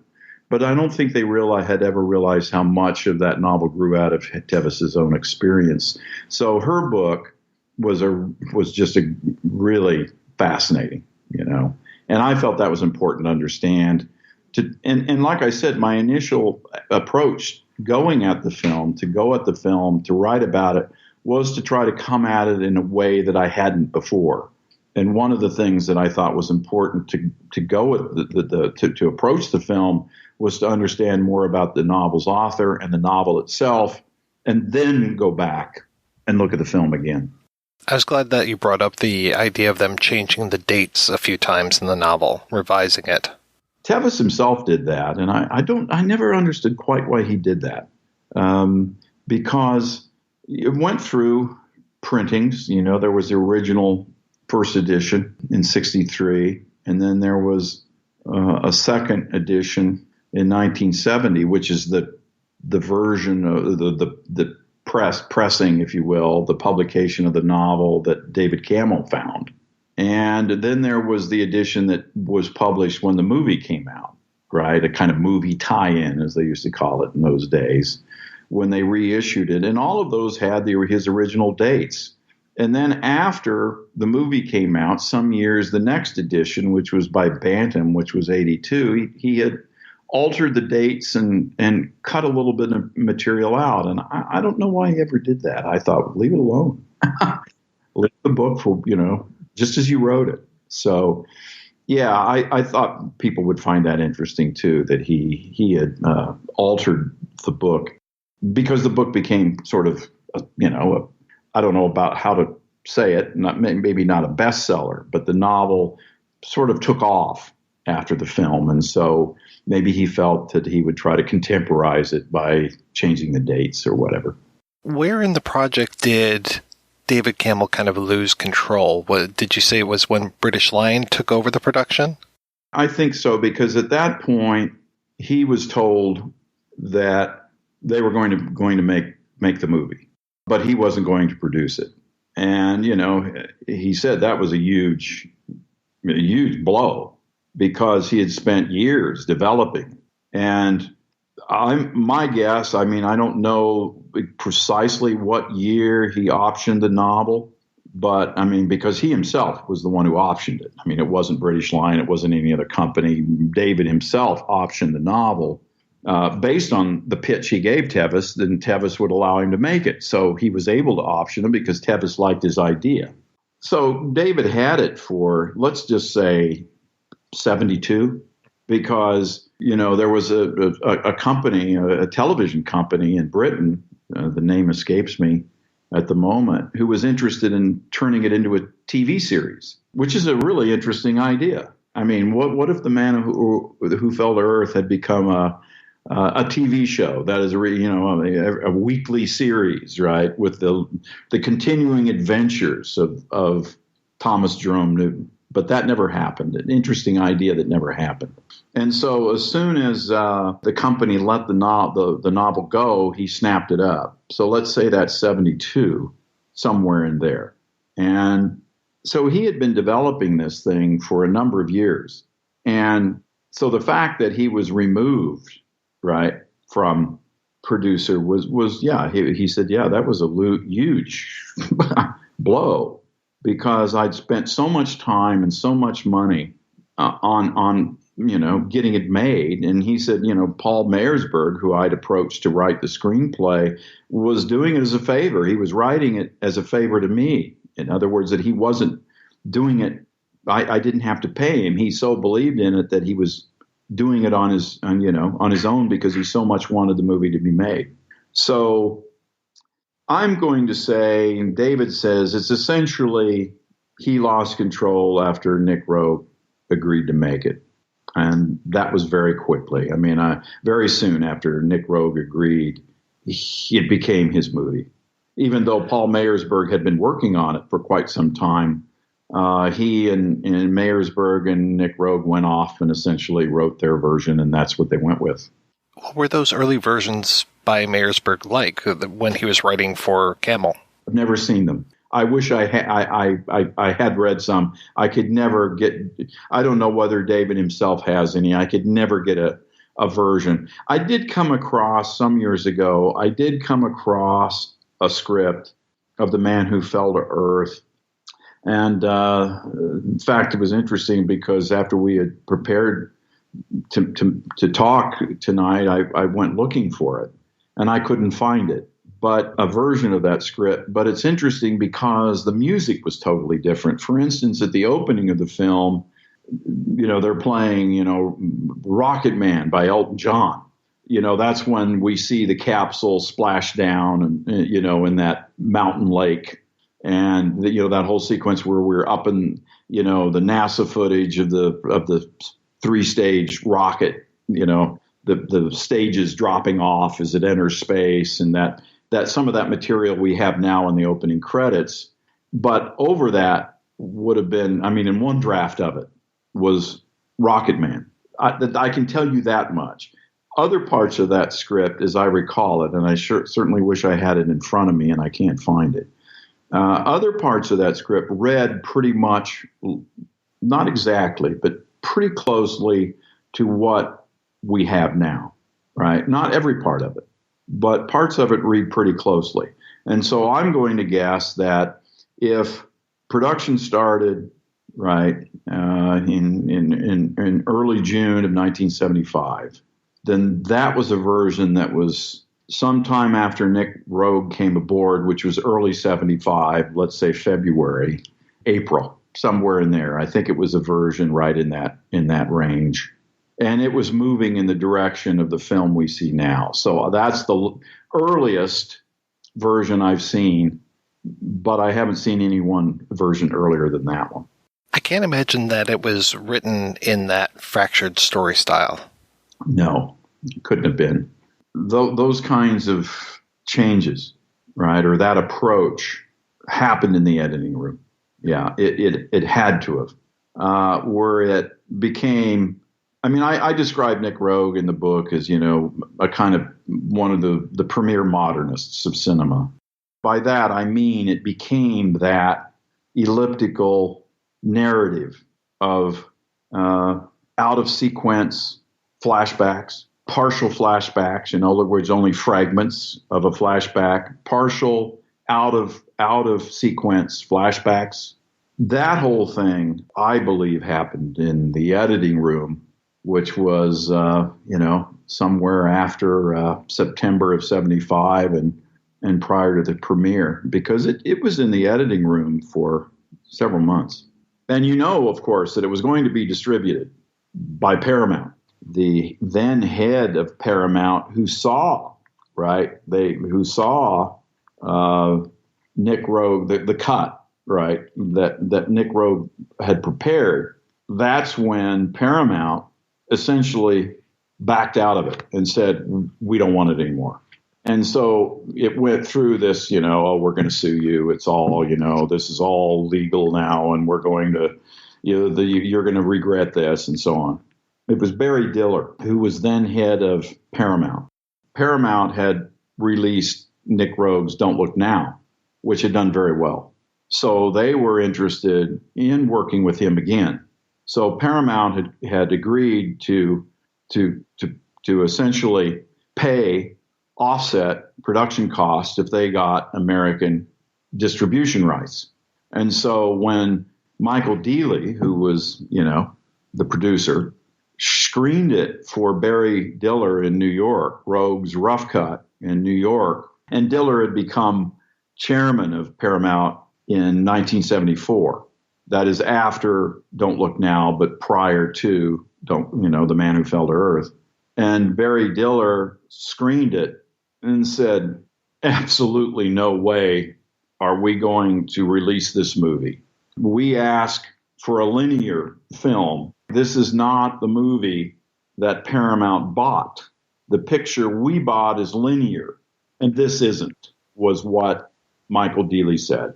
And Dealey said, well, it's only a rough cut without any polish or without any music. There's no post-sync or sound effects. And Barry Diller, according to him, was unmoved. And Diller said, forget it. Forget this. We're out of this deal. And so that put him in a bad way, right? That is, Michael Dealey and Barry Spikings, right? I mean, that they were now in trouble. And so that's when they went to Cinema 5, right? Donald Rugoff's New York-based Cinema 5, which is the distribution company that released it in the United States. And he agreed to give them, I don't remember the figure. I think he gave them between $800,000 and $900,000 for the North American rights to the film. Dealey said that helped us a lot. I mean, the fact that he agreed to take it and to give us that amount helped us immensely. But the point is that after that screening, that disastrous screening in New York, where Diller said, no way, no how, The Man Who Fell to Earth was now, understood in the industry, considered in the industry as a damaged goods, right? There's something wrong with this movie. We're not touching it with a 10-foot pole. So the fact that Cinema 5, that's liked offbeat, unusual European import films, picked it up, helped them, but no Hollywood, studio was going to pick that film up. No way, no how, right? So that is a result, right, of Nick Roeg's decision to make it a modernist, art house film. And I don't necessarily say that pejoratively, but I mean, that was his decision to cut it that way and to turn it into that kind of disjointed, highly elliptical narrative. I looked up what David Bowie said about the movie, and I don't think he especially liked it. I mean, if you look at interviews with him when he talks about it, he says, I don't know. I don't find the film is, there's nothing warm about it. The intimate scenes where, with Mary Lou, the sex scenes were strange and odd. He found the film sort of uninteresting. I mean, he himself didn't really care for it. Now, he didn't say that at the time. I mean, he did his duty to promote the movie, But personally, years later, and of course I don't mean 2 or 3 years, I mean this is 20 years later, right, where he admitted that he didn't care for the film very much. But then he revisited the film in his own work, which I found interesting. Yes. One of his last works with Lazarus, right, which premiered shortly before his death. Nick Roeg had made a statement, I think, which was interesting about The Man Who Fell to Earth. He said, imagine the Man Who Fell to Earth as all the hallucination of a dying industrial magnate. It's all in his head. It's all a fantasy. And it's almost like Bowie took that idea with Lazarus, right? And said, okay, and sort of staged it around that idea that Thomas Jerome Newton was in this confined, a misanthrope, confined, if you will, like a Howard Hughes misanthrope, right, in this room, reliving his life, and with elements that come out of The Man Who Fell to Earth. So yeah, that is interesting that he returned to that. I mean, that is. But maybe he was trying to just rethink the movie itself. I also find a little ironic that one of Bowie's, in my opinion, best roles was when he was Nikola Tesla. And I can see Tesla almost falling from the heavens at some point. Yeah, Prestige. Yes. And he was very good in that movie. I can't imagine Roeg working with Rip Torn, because Torn's personality was another oversized one. I don't know if it's Barry Spikings, might have been, who brought both Rip Torn and Buck Henry into it. In other words, that was part of the producer's deal, that they represented them, or they were clients, or some connection. So that's how both Buck Henry and Rip Torn got involved in the first place. Was not Nick Roeg, but that kind of came with the producers. That came with them, that they were part of the deal. And at that point, as you know, Nick Roeg was romantically involved with Candy Clark, and that's sort of how she came into the movie. I did find and noted in the book that he and Candy Clark absolutely just detested one another. I don't know whether that affected what finally is on the screen, but during the production, from what I gather, he had his own coterie of, people. And he kept himself with them, and there was minimal contact between him and Candy Clark, and how Nick Roeg figured in there, I don't know. But their relationship was not a good one during the filming. You can see photos of them together, and everything looks great, but it wasn't.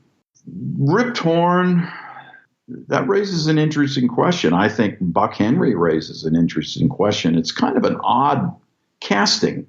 You wonder who might have been a better choice. And I don't know who might have been. I've never thought about the movie that way. If you don't have Rip Torn, who would it be? If you don't have Buck Henry, who would it be? But let's say that you replace one or the other, you have a totally different movie. So that's how they got involved. And it is rather it's not a big cast by any means, is it? The only character, there is the equivalent, of Buck Henry, the lawyer, right? His lawyer. There is a character that is Rip Torn. And in fact, he's the one, correct, who suspects that there's something odd or strange about Thomas Jerome Newton. And he becomes, as it were, the kind of Judas figure. They are in the novel, and I think that their roles approximate what we see in the film. Now, we don't have a sequence equivalent to where the Buck Henry character is thrown out the window, for instance. There's nothing like that. What we have a scene somewhat like the scene when Rip Torn takes the X-ray photograph of Thomas Jerome Newton, which reveals his identity, right? Where he sees that strange lack of internal sort of structure. There is a scene like that in the novel, but Again, I think that one of the things that was changed from the novel and from the novel and is in the film is that kind of nebulous, vague, corporate presence. There's the character earlier in the film. This is America, corporate America, and we intend to keep it that way. So and then you have that strange figure on the hill at the beginning when Newton first lands, and he's kind of trying to climb down that slag heap near the old coal mine at the beginning, and you see that figure simply called the Watcher in any literature, anything I've ever read about the film. That's an addition, for instance. But the idea is there. In other words, that there was a sense at some point the CIA and the American government learned about Thomas Jerome Newton's landing. So I think that they sort of concretized, made an actual character, the Watcher, who appears watching Bowie as he stumbles and slides down that slag heap at the beginning of the movie. And then we see him later staring at Bowie asleep, right, when he's confined in that apartment building, right, that decrepit apartment building at the end. And he now has a beard, and he's simply staring at the sleeping Bowie figure. So I think they added him just to literalize, to make actual that idea that somehow the moment that Thomas Jerome Newton landed, he was known about, that the CIA and the American government had known about it. So, yeah, that paranoid aspect of it is there, but I guess they had to sort of actualize that in some way or another. What were your biggest challenges putting this together? I wanted to write about it in a fresh new way. I remember getting comments from people, colleagues and others, people I know, comments through Facebook, comments on email, to the effect, it was a challenge. I took it as a challenge, but the comments essentially were, well, what else is there to say about it? And, of all the books that could have been done, why this one? What else do we want to know? What do you think you can add? Well, I've told you, I think I could add information about the author. I think I can add information about how the project started with David Campbell, the competing visions of what the film should be. I don't think that's been published. I don't think any of that's been published. So, but I took that as a challenge. In other words, it didn't offend me. It's like, okay, I'll show you what I think we need to know, right? The book is a book about what don't we know about the movie. So my operating procedure throughout was to try to explore the movie talking about things we don't know or haven't considered before. So that was the biggest challenge, is just to convince people that another book should be written about the man who fell to earth. On the other hand, I don't know that there's been that many, but apparently there have been commentary, and I cite some of them in my bibliography, of course. There's others on it, but they're nothing like mine, and they're more about Bowie and more about this and that than the actual production, the actual day-to-day production, the actual individuals who are involved, all of that. I think, to my knowledge, in my research, hadn't been talked about before. I didn't approach it as an auteur film. This is yet another auteurist film made by Nick Roeg. I didn't want to do that.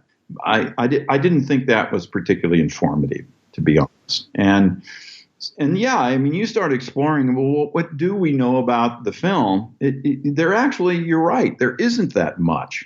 And there's some out there, but a lot of it surrounds Bowie and his mythology or auteurist criticism based on, Roeg as an auteur, that kind of thing. But the actual sort of specifics, production, development, production, and so on, I just didn't think there was enough out there. And so I think in that way, I find it a contribution to our understanding.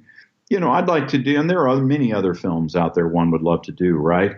That probably need, in my opinion, the kind of research that I did on the man who fell to earth. And it's done very well, I might say.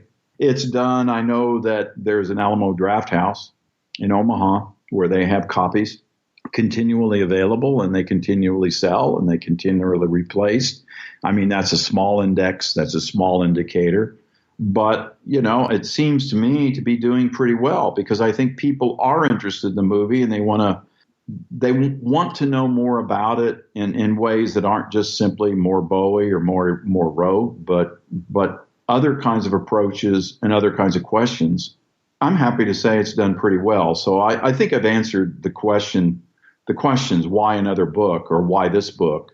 I think because it answered the kind of questions people had about the movie. Oh, at least I hope so. That's why it's selling. Well, what's next? What are you working on now? Rebecca and I are working on another book together. It's a change. You might be surprised. What we wanted to do it's called Nuances of Feeling, and it's about cinema and sentiment. And so what we're trying to explore are what I would call what are perceived to be conventional films that have an element of strangeness, an oddness to them. So, for instance, a film that we are very much intrigued by is Now Voyager, the Bette Davis film made virtually at the same time, back to back, overlapping with Casablanca in 1942. And that movie is very strange. I think I showed it this semester to my students, and they loved it. They absolutely loved it, and they never heard of it. But I tried to approach it as if, I'm glad good. I'm glad you loved it. It's a great film. But there's so much we can't account for in it. There's so much strangeness in it. There are so many things that give it a kind of quality that, let's say, classic Hollywood films don't have. And actually, let me digress a second. I think that's part of what always attracted me about The Man Who Fell to Earth, is trying to account for its strangeness. And so I guess I'm drawn to films like that, where there seems to be something about them you can't quite identify, but which you need to and which you want to, because it's like an itch. Like, how does this thing work? Why is that stuff there? And so, that's what we're working on. And this is a major thing, a major project, and we've been working on it now a long time. And it's coming together, but it's very difficult. But that's a model film, and it's coming out in a Criterion in a couple of weeks, finally. It went out of print. It's interesting. I'll tell you an interesting anecdote. When people always discover that I teach film history and film genre and blah, blah, blah, one of the questions I've been asked over and over and over is, oh, well, do you teach Now Voyager? And so I think there's this huge cultural interest in that movie, which Criterion, I guess, finally realized. Those are the kinds of films that we're seeking to talk about. And that's what we're doing right now. So, yeah, it's a big change from a film like The Man Who Fell to Earth, but I've learned so much. And of course, we've written together before, and that's always a good thing for both of us. The usual joke from people when they say, oh, we're working on a new book together. How's it going? And, our stock shtick response is that we're not divorced yet. But, we like working together, and we bring different things to the project. So that's what we're working on. That's a long answer. So it's a change up. It's a change from what I normally have been doing, in terms. I mean, I have an article I'm working on that's going to be published in a book on the continuing influence of 50s science fiction. And I'm working on that individually. Becky's working on a project on British novels, and that's her own independent project. So we work on individual things, but that's the book project we're both working on. Well, Sam, thank you so much for your time. It is always a pleasure talking with you.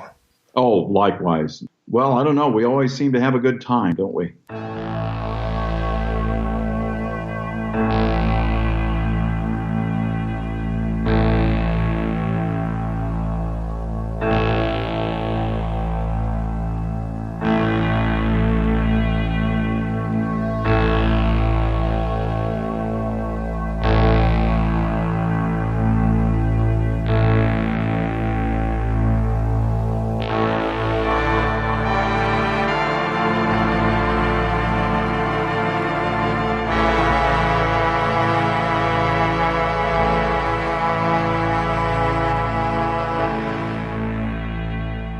I'm very curious how you got into writing. Oh, I guess I always wrote. I wrote from the age of 8, so I had a kind of, sort of vaguely traumatic childhood, which is always a good recipe for an author. So, so just started writing and all through high school, college, everything. From what I understand, you did a zine back in the day. I sure did. I did a fanzine in Los Angeles in 1977. That was really pretty UK. Yeah, I know, UK centric. I look at copies online now, and they sell for way more than I've ever made out of my books. But that's okay. What were you were doing, like Xerox and glue stick, or? Exactly, Xerox and little ransom note letter styles and all that. Really just sort of interviewed The Damned, Blondie, all kinds of things, and then got bored with it early on and sort of stopped midsummer 77. So it was ephemeral, but that's kind of how my attention span went. How were you connected with the music scene? I just always loved it. I mean, having been a Bowie fan and then transitioned, I was in London in 77 when punk was breaking. It was broken for most English people, but we were first becoming aware of it. And so I just forgot all about Bowie and went on to the punk thing with a passion, and pretty much every other cult that followed, I went along with that. So, but music writing was the first kind of, I suppose the first writing I did for money. When I was little, I was writing any old thing about surfing or other things that I did, but... From what I understand, you wrote for like Mojo and Spin and some of the other music magazines? Yeah, that was a great thing. And then also I got really interested in English soccer, and I wrote for some soccer magazines in England and a little bit here as well. So that's a kind of strange transition, but that's what I did. When did you switch to writing books? Let's see. I wrote my first book when I was in grad school at USC. So in the 80s, I was doing still both things, music writing and writing a novel or novella and some short stories.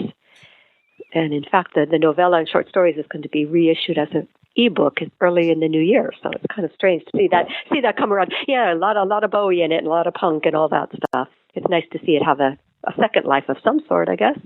And how did you transition and start writing about war notes?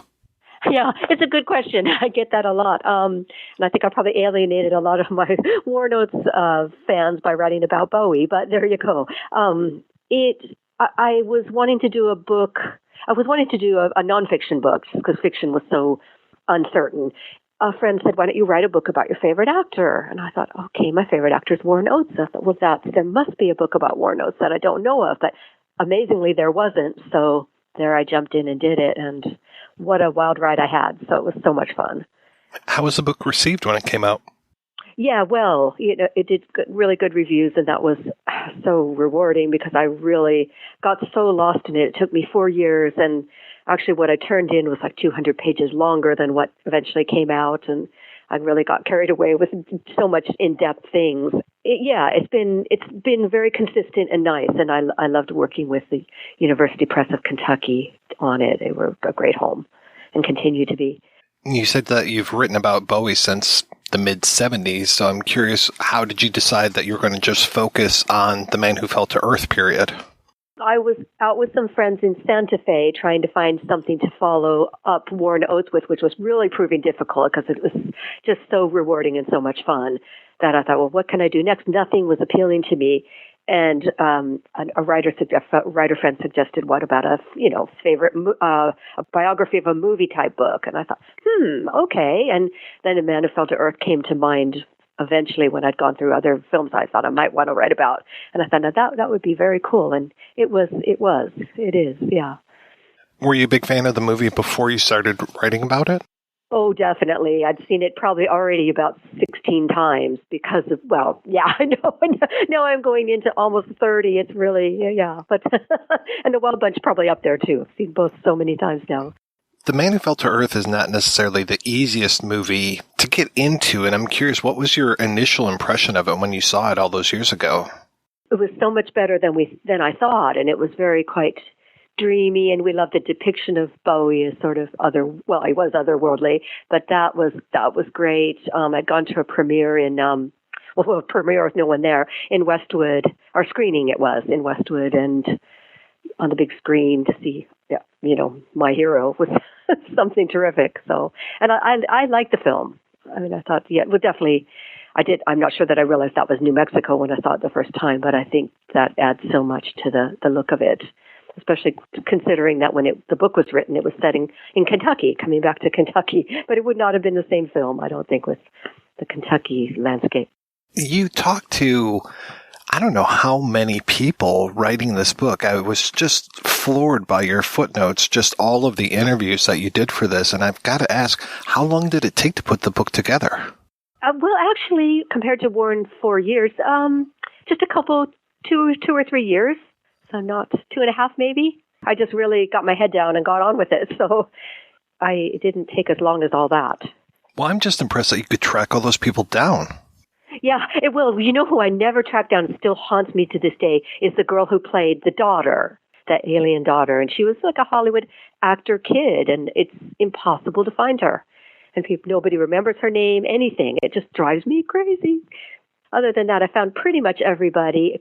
I wouldn't beat yourself up too much, but I mean, you're talking to the costume designers, the makeup people. I mean, just everybody behind the scenes and so many people in front of the camera. I was just amazed by the depth of research that you did.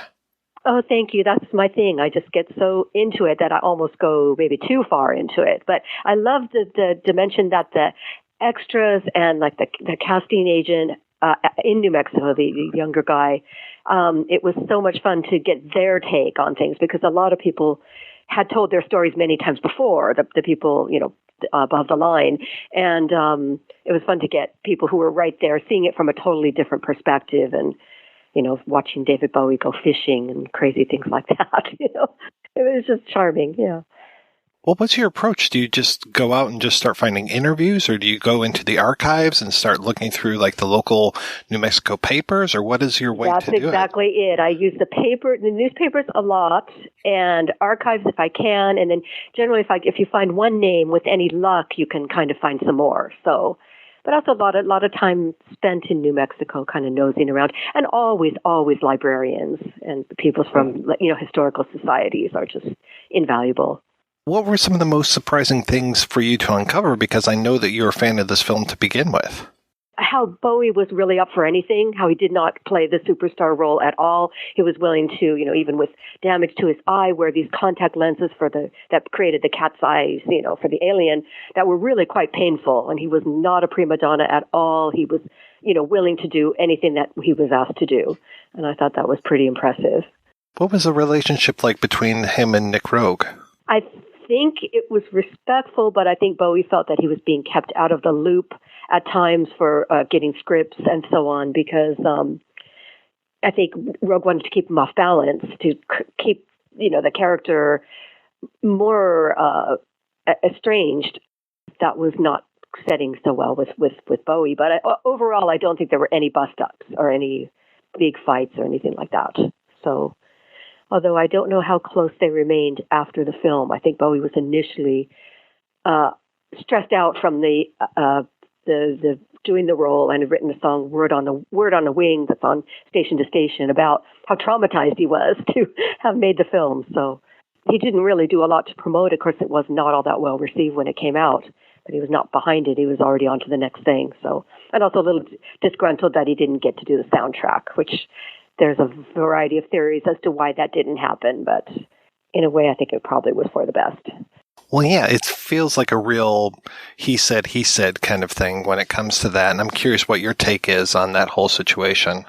I think that there's 3 things that maybe that Bowie got bored doing the soundtrack, or that Nick Roeg was not happy with what Bowie had given him, if there was anything in fact, or lastly that Bowie was offered less money than he was promised, and he was just miffed about it all. So I think that might have been something that would make you stop creating, and maybe he just wasn't really behind it to begin with. I'm not sure, but I have a feeling money would always be a thing.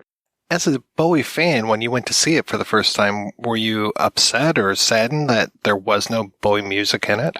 No, I think it was a good thing. I think I agree with Nick Roeg about that it would have taken you in a wrong direction to have his music. It would have made, Bowie the singer and star. And I know there were some songs initially included in one of the versions of the screenplay, Paul Mearsburg's versions, but I think that was just to make it more saleable. I mean, they had Rocket Man and Changes and Space Oddity in there, but I think Graham Clifford told me that was standard practice to get a script filmed in those days, or maybe even still today. Yeah, I was very surprised when Graham Clifford was talking about using Pink Floyd as a temporary score. Yeah, that would be strange, wouldn't it? I mean, he was still really firmly behind that, but I don't know myself. I think what John Phillips put together in a really ridiculously short period of time is pretty darn good. I can almost hear, and no pun intended, I can almost hear echoes of Pink Floyd through some parts of that. I agree, and that's probably his remit was probably told that we need something like this. And the Stomu Yamashita stuff is quite beautiful. I know a soundtrack came out, but I think the compiler was disappointed in how it was released a year ago. New Mexico was kind of a rough and tumble area at that point. I've heard stories of Dennis Hopper and his commune, for lack of a better term, and Taos, and just how wild it was. Did they have any sort of issues with filming there? Some of the locals, as one of my interviewees in Madrid said, that some of the locals were a little unhappy because maybe they had a little sideline in growing something that was still illegal. It's no longer illegal in California, but still illegal in New Mexico, and they didn't want to have any of that appear on film. I think there was some tension in a bar between when Bowie was out with Martin Samuel, who did the wonderful hair for that. I think there was a scene in a bar where it got a little testy. And I always like that Bowie refers to it as a border bar, but they never really got that close to Mexico. All I can think of is maybe they were close to Texas, so which could be a border of another kind. Artesia is the furthest south they got, and that's a tough town. So where they would have most certainly stood out. Well, really anywhere they went, including Santa Fe and Albuquerque. Yeah, I mean, I think people, I know one of my interviewees said we just didn't see people like that. We didn't see people like Bowie, or even in particular Angie. When Angie Bowie rolled into town, they thought they had really never seen anything like that. So, yeah, I was really glad that you covered having Angie and, do you pronounce it Zoe or Zowie? Yes, I say Zoe. Okay. With Bowie, but I've heard all kinds of pronunciations. And of course, now it's easy to say Duncan. So I think she's often given short shrift because she's probably not the easiest person, but then neither was he. So I think it's deserved that she gets her day. He would not have had the same style or ideas at all without her. And I'm trying to remember the name of the other woman who Slash's mother. I can't remember her. Ola Hudson, yeah. Ola Hudson, those beautiful suits, yeah. Yeah, that is true. She contributed a lot to his look. His more tailored look in the film. But it also breaks my heart to think that all those clothes were donated to the Salvation Army in Albuquerque when they left it. Well, maybe not the Ola Hudson clothes, but all the rest of the things that they had put together that Mae Routh had brought in. They just got rid of them. So what a field day if you were in the thrift store that day. There's any number of things I'd love to have. I was really glad that you gave the history of the fedoras. Oh, yeah. That's fun. It's hard to, that's an amazing story to see what actually happened, where they all ended up. And obviously there were more than one, but that Moby had one and lost it and so on and so forth. It's pretty incredible. How was Rip Torn at this time? Well, I know he liked to go fishing. I know that he was drinking heavily, but he was not alone in that or any other kind of substances that might have been floating around. I think he was not thrilled to be in the film, but he was happy to be working, and he had friends there, so he was fine.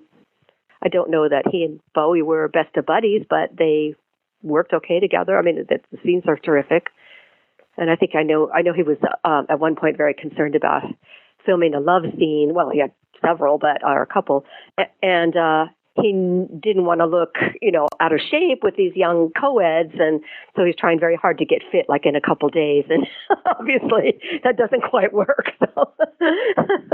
So funny. I've read differing accounts about how Candy Clark got along with Bowie. It seems like from reading your book, it seems like they got along well, and then I read other accounts where they didn't get along well. What's your take on that? Some people have told me he really felt that she overacted or stepped on his lines a lot. And then in other ways, I mean, he never seemed to have said anything against her or really much of anything at all. I know he thought her best acting was done in that ad-libbed scene where they're in the limo and the train goes by. Yeah, they're stopped at the level crossing and the train goes by, and she kind of goes into a thing about what the trains used to be like when she was young, and he really complimented that. I don't know with that one. I mean, it's hard to say. I mean, it's rumored that maybe they had a dalliance, but I know she's denied that, and not many people would deny a dalliance with David Bowie. So then she was also going out with Roeg at the same time, I believe. True. But Angie had kind of intimated that. Who knows what was going on during their script meetings back in their house on Doheny Drive. Who were the most challenging people to get in touch with? Well, Nick Roeg's health was not so good, although he was certainly his wife facilitated it so graciously. I couldn't get Paul Meyersburg. Oh, Buck Henry, sadly, not. Yeah, I just couldn't get him. So, yeah. So that would be, but everybody else was fairly easy. It's kind of like if you know one English person, you know them all. I forget who said that in my book. Maybe it was Howard Rubin. If you know one person, you know them all. So one English person, and it's still kind of that way a little bit. So from the previous book, I had known Katie Haber, and she's like the best liaison a person could dream of. She was Sam Peckinpah's secretary, and she still knows everybody in town. So like the best thing in the world, just to know her in many, many ways. Did your opinion of the movie change while you were doing all this research? Yeah, I mean, to see it so many times, some things are creaky a little. Certainly the pace by modern standards is painfully slow. I still never got my head around the ping pong scene. I can't. I don't know at that point. I just want to say, make it stop. I don't like that scene. I feel like it makes the movie way too long. Beyond that, no, I think it's still very lyrical and ethereal, and kind of, as Bowie said, it had a real sense of magic and foreboding about it. And I think that holds true. Why do you think Bowie revisited that with the whole Lazarus? It is so interesting to me because he had, so much material he could have chosen from, but he must have strongly connected with the character. And I know once he had some distance from the film, he tended to speak really fondly of it. As I say, when it came out, I think he distanced himself a little bit because it had been cut, and also because the reviews were not spectacular. But certainly now it's much more highly thought of, and deservedly so. How do you think that affected his relationship with Hollywood? Because he would go on to be in so many other films after that. It is so true. I don't know. I think maybe people had seen him in it and knew that he could deliver the goods. I mean, here he was essentially a first-time actor, definitely in a major film. Yeah, I think it probably one thing led to another, and yeah, it's true. He did continue to work in film right up to the end. So what's next for you? Kind of like a little prequel. I'm collaborating on a sort of prequel to The Man Who Fell to Earth. So I'll let that be a mystery. But any Bowie fan would probably say, I know what that is. And that's for collaborating with an artist in London doing a kind of pretty-looking book. Well, not that Earthbound isn't pretty. I think my publisher did a beautiful job putting it together. Susan Compo, where's the best place for people to keep in touch with you or keep up on your work? Well, I guess Facebook, and then I should be putting together a better site than that. But well, thank you so much for your time. This was great. Oh, yeah, it was so much fun talking to you.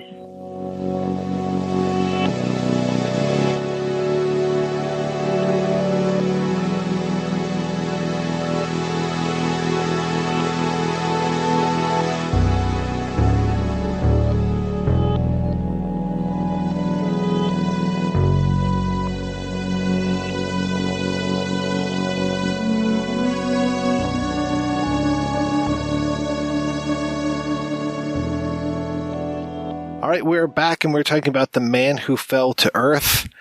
And did you guys get a chance to see the TV movie? Please tell me you did. I tried and I couldn't do it. Of all the things that I've made Andrea watch over the last however many years we've been together, 20-some years, she put her foot down when it came to the Good TV movie. She was just like, after this, I get the remote back, and you are not watching anything in this house for the next 24 hours. She should have made it 48. Oh, it is bad. It is really I don't know why they would do that. So I definitely am a person who hates remakes, and I'm sure there are some exceptions. And, anytime I say I hate remakes, people always are obnoxious and say, what about The Thing? And what about Invasion of the Body Snatchers? Like, yeah, shut up. That's fine. This sort of need to say, okay, we have this really great film. I know, instead of making another interesting film, let's just make this one again. And this is a perfect example of how that is a horrible concept that shouldn't be done. It doesn't help that this is 1987 when they're making this version. So by that time, all of these other movies and TV shows and all this stuff have happened. So now The Man Who Fell to Earth TV movie feels like it's a pilot for something else. And it feels like it's a pilot for almost like a Starman reboot. Like I know there was the Starman TV series and the Starman movie, and it feels a little like that. It feels a little V when he takes his contacts out and he's got the cat's eye kind of thing. It feels a little, gosh, there were a bunch of other things while I was watching. I'm just like, this seems so similar to other things. And he doesn't necessarily have the brains that Thomas Jerome Newton had. He doesn't necessarily have he doesn't have the looks. I mean, this is the guy that played Perfect Tommy in Buckaroo Banzai. And he doesn't even have the same name. He goes by John Dory, which I guess sounds like John Doe, but not enough. And man, it's just really strange. And then also that his big invention is the first gigabyte computer chip. It's bad on so many levels. And in this one, it's not Mary Lou. It is Eva Milton. So I don't know if they're making a John Milton reference there, but I might be overthinking this. And that's Beverly D'Angelo. And she's got a bratty son who is into wearing a lot of fringe on his jacket and shoplifting records and cassette tapes from places, played by the one and only Mr. Will Wheaton. Which is horrible. Like, how can you make an adaptation of The Man Who Fell to Earth worse? Let's add Will Wheaton into the mix. You got another Star Trek alum with Robert Picardo as the FBI agent who's chasing him. And then you've got Bruce McGill as the Bryce character who is Vernon Gage for whatever reason. They couldn't name any of the characters the same names, which was just absolutely bizarre. There must have been some sort of weird rights thing going on with this. But yeah, and then it ends on a hopeful note of him possibly rescuing his family. So as it ends, I'm just like, was this a TV pilot? It really feels like it was. And I know that they're actually making a TV series or trying to. I'm not sure if it's been shot yet or if it's just in the pre-production stages, but Alex Kurtzman is working on a TV series of The Man Who Fell to Earth. And I'm just afraid of what that's going to be. It's going to be horrible. Did either of you guys see Lazarus, the David Bowie play? Because I didn't even know that this existed until doing research for this. I have not seen it. I mean, wasn't that like the opening of it was the last time he appeared in public, I want to say? I think you're right. That's something that I would love to see, but haven't. I would love to see it as well, because it's interesting that his last project ends up going back to Man Who Fell to Earth. You know, of all the things in his career that he could look back on, that he ends up revising and revitalizing this Thomas Jerome Newton character. And I don't remember which, because I think they've had like 7 different productions, but I think the New York production was Michael C. Hall as Thomas Jerome Newton, which I find very interesting because I think he's a very interesting actor. And Skizz, I can't remember if it was you that turned me on to this or not, but the David Bowie is the Man Who Fell from Earth 2017 documentary, I found that really interesting. Yeah, I did too. I found it on Vimeo, I think, for free.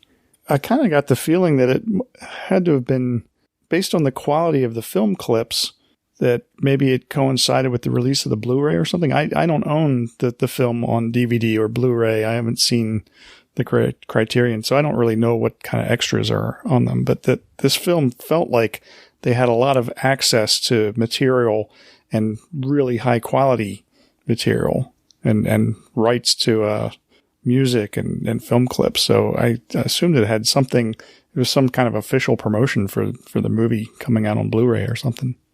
Yeah, I think it's one of the extras. There are a bunch of them, including the interview that I talked about with Bowie and Roeg is part of, so they included a commentary track, but it's not like a conventional commentary. It's basically interviews with different people cut together to match the running length of the film. And some of those are Bowie and Roeg. And presumably they're watching the film while they're talking about it, but it's not just like them for 2 hours. I love how the documentary is put together. I mean, sometimes it shows, if you've just watched the movie and then you watch this documentary, it shows entire scenes. I'm thinking, I just watched this. But I love how it layers scenes from the movies with scenes from Bowie's music career. And I don't know, it's really well put together, I thought. Yeah, I ended up buying this thing 3 times just for research for this. So I got the Criterion, the Anchor Bay version that was just on DVD, I think, because there was one extra there that I couldn't find otherwise. And then the Lionsgate release, which is like this thick box. It's a 3-disc set, which is interesting. And I think they have more extras on there than they do on the Criterion, which just seems really strange to me. I feel like Criterion has kind of given up a little. I would not argue with that, because especially when it comes to extras, it feels like they're not porting over pre-existing extras, and they're just not making or buying or paying for new extras. Kino has recently been releasing Melville films on Blu-ray, and I got to do some of the commentaries, and I've had people writing me like, why don't Criterion do this? Like, I'm not in charge of anything, I don't know. But it is a good point. Like, why do, I don't want to say less reputable, but why do sort of less prestigious companies seem to still be putting an effort into making extras, whereas Criterion, I feel like in the last maybe 3 or so years, it's like they've stopped making any new extras. It's very frustrating, and it feels like disrespectful to the films. Yeah, and just for preservation interests, you would think that they would want to have all the things on their discs. Well, Criterion, if you're listening, you've been judged. You've been judged lacking. All right, we're going to take another break and play a preview for next week's show. Creation of the humanoids. Out of the atomic war came the perfect man, the humanoids, man's own creation. Physically and mentally perfect. Created to serve their masters. Men and women. But could man compete with this creation, the perfect man? You love that machine? I love Pax. He's dedicated to keeping me happy. And I am happy. The robots are machines. They must be made to look like machines. The perfect man, created by man, becomes man's worst enemy. Proceed. The most provocative story ever filmed. The most unusual story ever filmed. You must see it to believe it. The creation of the humanoids. The perfect man. That's right. We'll be back next week with a look at the creation of the humanoids. Until then, I want to thank this week's co-hosts, Samm and Skizz. Samm, what has been keeping you busy? A lot of things that I'm always terrible at this because usually what I'm working on hasn't been announced yet. So I always play this game of what can I say? Last month, this book that I wrote on Fritz Lang's film M came out. And I somewhat recently started a new podcast called The Evil Eye, which is all about goth movies, or They're not really all goth movies, but we're making a case. So those are the two things off the top of my head. What would you consider a goth movie? One of the things that we're looking at are movies with, like, explicitly goth characters. So, you know, for that to count, it's mostly things made after 1980. So, like, we're going to definitely cover The Hunger at some point. But we also have been covering some things with more sort of broadly literary gothic themes. Like, we just did a bunch of Vincent Price episodes, and, you know, it's our podcast, so we're being a little flexible with what that means. It's our podcast, so step off. Yeah, we'll do what we want. You're not the boss of us. And Skizz, I hear you have some big news to share, sir. Yes, the film I guess I've talked about every time I've been on this show that I've worked on since 1999, Ice Pick to the Moon, the documentary about Fred Lane. I'm sending it off to the DVD manufacturer any day now, and we have a big DVD release party at the end of January in Birmingham, Alabama, where not only is it the DVD release, it's also the album release party for Fred Lane's new album, which nobody saw coming, including me. Otherwise, I would have given the film a different name because it's the same name as the album, Ice Pick to the Moon. Not only that, but Fred Lane will be making his first publicized public appearance since 1976. So, yeah, I'm going to be a little busy getting ready for that. Wow. Yeah. That's exciting. And next time I'll be able to talk about my new film. Well, and for folks who have been anxiously awaiting Ice Pick to the Moon, the movie, to come out, I will be releasing our audio commentary track so folks can play at home and either listen to that as a podcast or actually buy the frickin' movie and listen to the commentary track on the DVD. Yeah, there's a nice picture. When we recorded that, there was a young lady in the audience who asked a question. She also took a picture, and her picture is used on one of the DVD menus. And so you can see what Mike and I both look like. Oh, you poor people. Well, thank you again, guys, for being on the show. Thanks to everybody for listening. Please head on over to the website, projectionboothpodcast.com, where you can find out more about today's episode. You can also find a link over to Patreon, where you can make a donation to the show. Every donation we get helps the Projection Booth take over the world.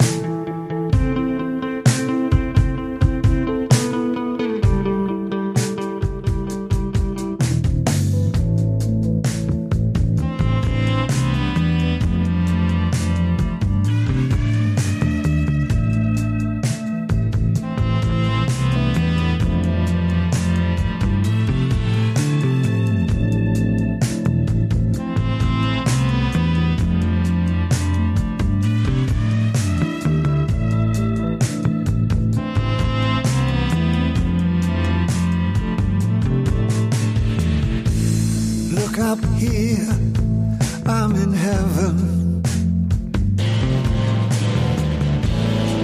I've got scars that can't be seen. I've got drama, can't be stolen. Everybody knows me now.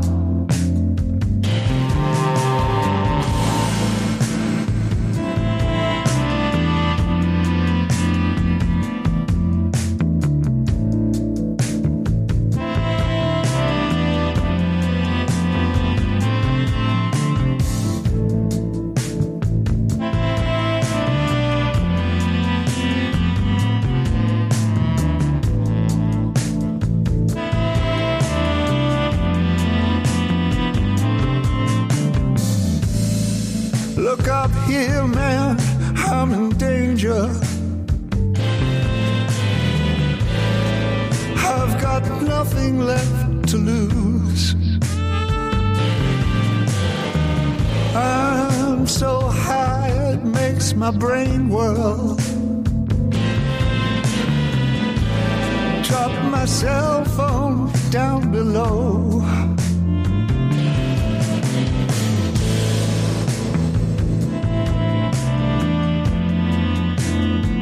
Ain't that just like me?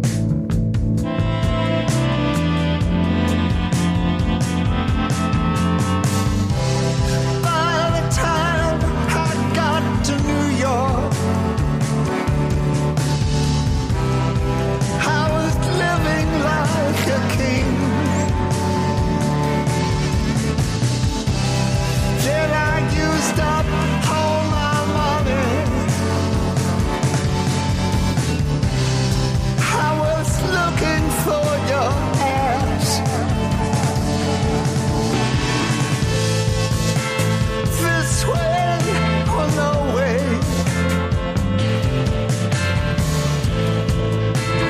You know I'll be free.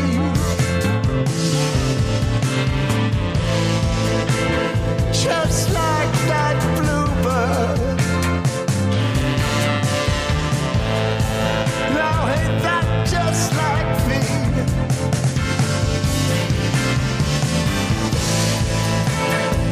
Oh, I'll be free.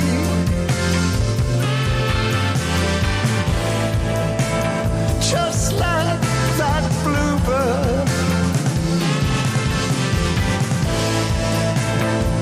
Oh, I'll be free.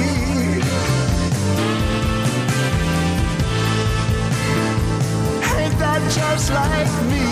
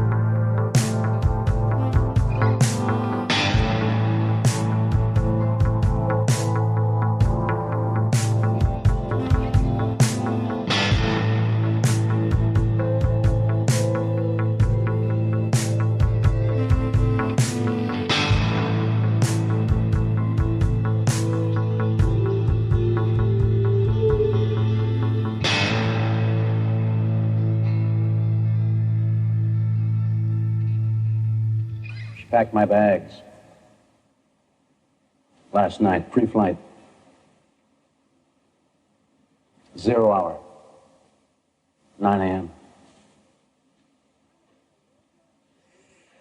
And I'm gonna be high.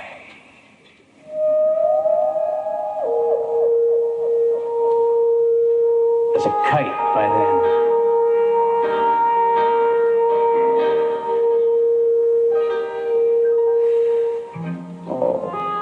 Miss the earth so much. I miss my wife. It's lonely out in space on such a timeless flight.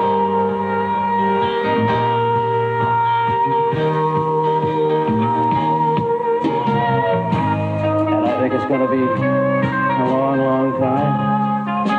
The touchdown brings me back again to find I'm not the man they think I am back home. Oh, no, no, no, I'm a rocket man. Rocket man. Burning out his fuse out here alone. And I think it's gonna be a long, long time till touchdown bring me round again and find I'm not the man they think I am at home. Oh, no, no, no. I'm a rocket man. Rocket man. Burning out his fuse out here alone.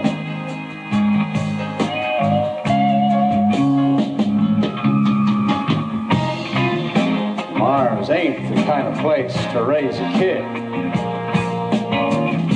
In fact, it's cold as hell. And there's no one there to raise them. If you did.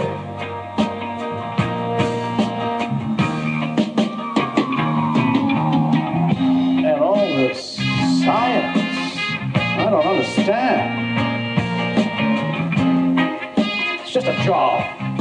5 days a week. Rocket man.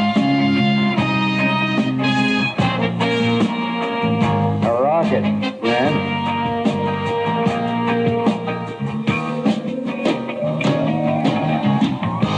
And I think it's going to be a long, long time. The touchdown brings me around again to find I'm not the man they think I am at home. Oh, no. No, no, I'm a rocket man. Rocket man, burning out his fuse out here alone.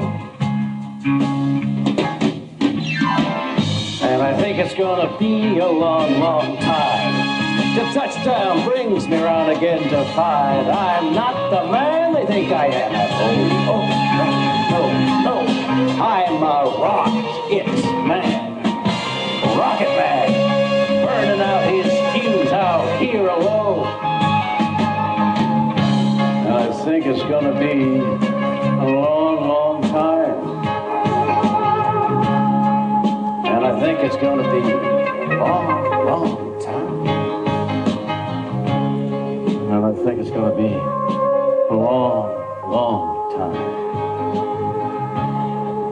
And I think it's gonna be long, long time. And I think it's going to be long, long time.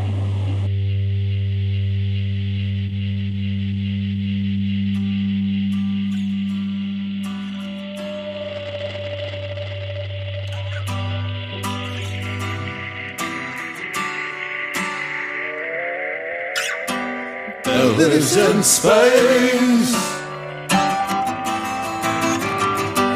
Bellies in space. What you doing out there, Mom? That's pretty freaky, Bowie. Ooh, Bowie. Is it cold out in space, Bowie? You can borrow my jumper if you like, Bowie. Does the cold of deep space make your nipples get pointed, Bowie? Do you use your pointy nipples as telescopic antennae to transmit data back to Earth? I bet you do, you freaky old bastard, you. Do you have one really funky sequin spacesuit, Bowie? Or do you have several changes? Do they smoke grass out in space, Bowie? Or do they smoke astroturf? Ooh. Receiving transmission from David Bowie's nipple antennae. Do you read me, Lieutenant Bowie? I said, do you read me, Lieutenant Bowie?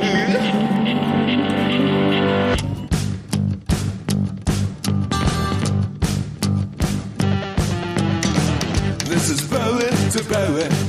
Do you hear me out there, man? This is Bowie back to Bowie. I read you loud and clear, man. Oh, yeah, man. Your signals weak on my radar screen. How far out are you, man? I'm pretty far out. That's pretty far out, man. I'm orbiting Pluto. drawn in by its gravitational pull. I'm jamming out with the McJuggernauts soon, and I think it's pretty cool now. Oh, okay, Bowie, what was that sound? I don't know, man, I have to turn my ship around. Ooh, it's the craziest thing. Yeah, I'm picking it up on my LSD screen. Can you see the stratosphere ringing to the choir of astronauts singing? Bowie's in space. Bowie, Bowie, Bowie, Bowie, Bowie, Bowie. Bowie's in space. Bowie, Bowie, Bowie, Bowie. Bowie, I'm a mean and mine and Bowie. Faces on funky. I'm a mean and mine and Bowie's in space. If you enjoy this show and want more people to know about it, head on over to iTunes, leave a comment, and rate it 5 stars. Make sure you like and share us on Facebook, and don't forget to follow us on Twitter. Just search for Christopher Media. Thank you in advance for supporting Christopher Media by clicking on the PayPal button and by clicking through to all the sponsors who support ChristopherMedia.net. Most importantly, we would like to take the time to extend an extra special thanks to you. Christopher Media could not exist without your support. Thank you for visiting ChristopherMedia.net, and thank you for listening. Christopher Media. Let's make some noise.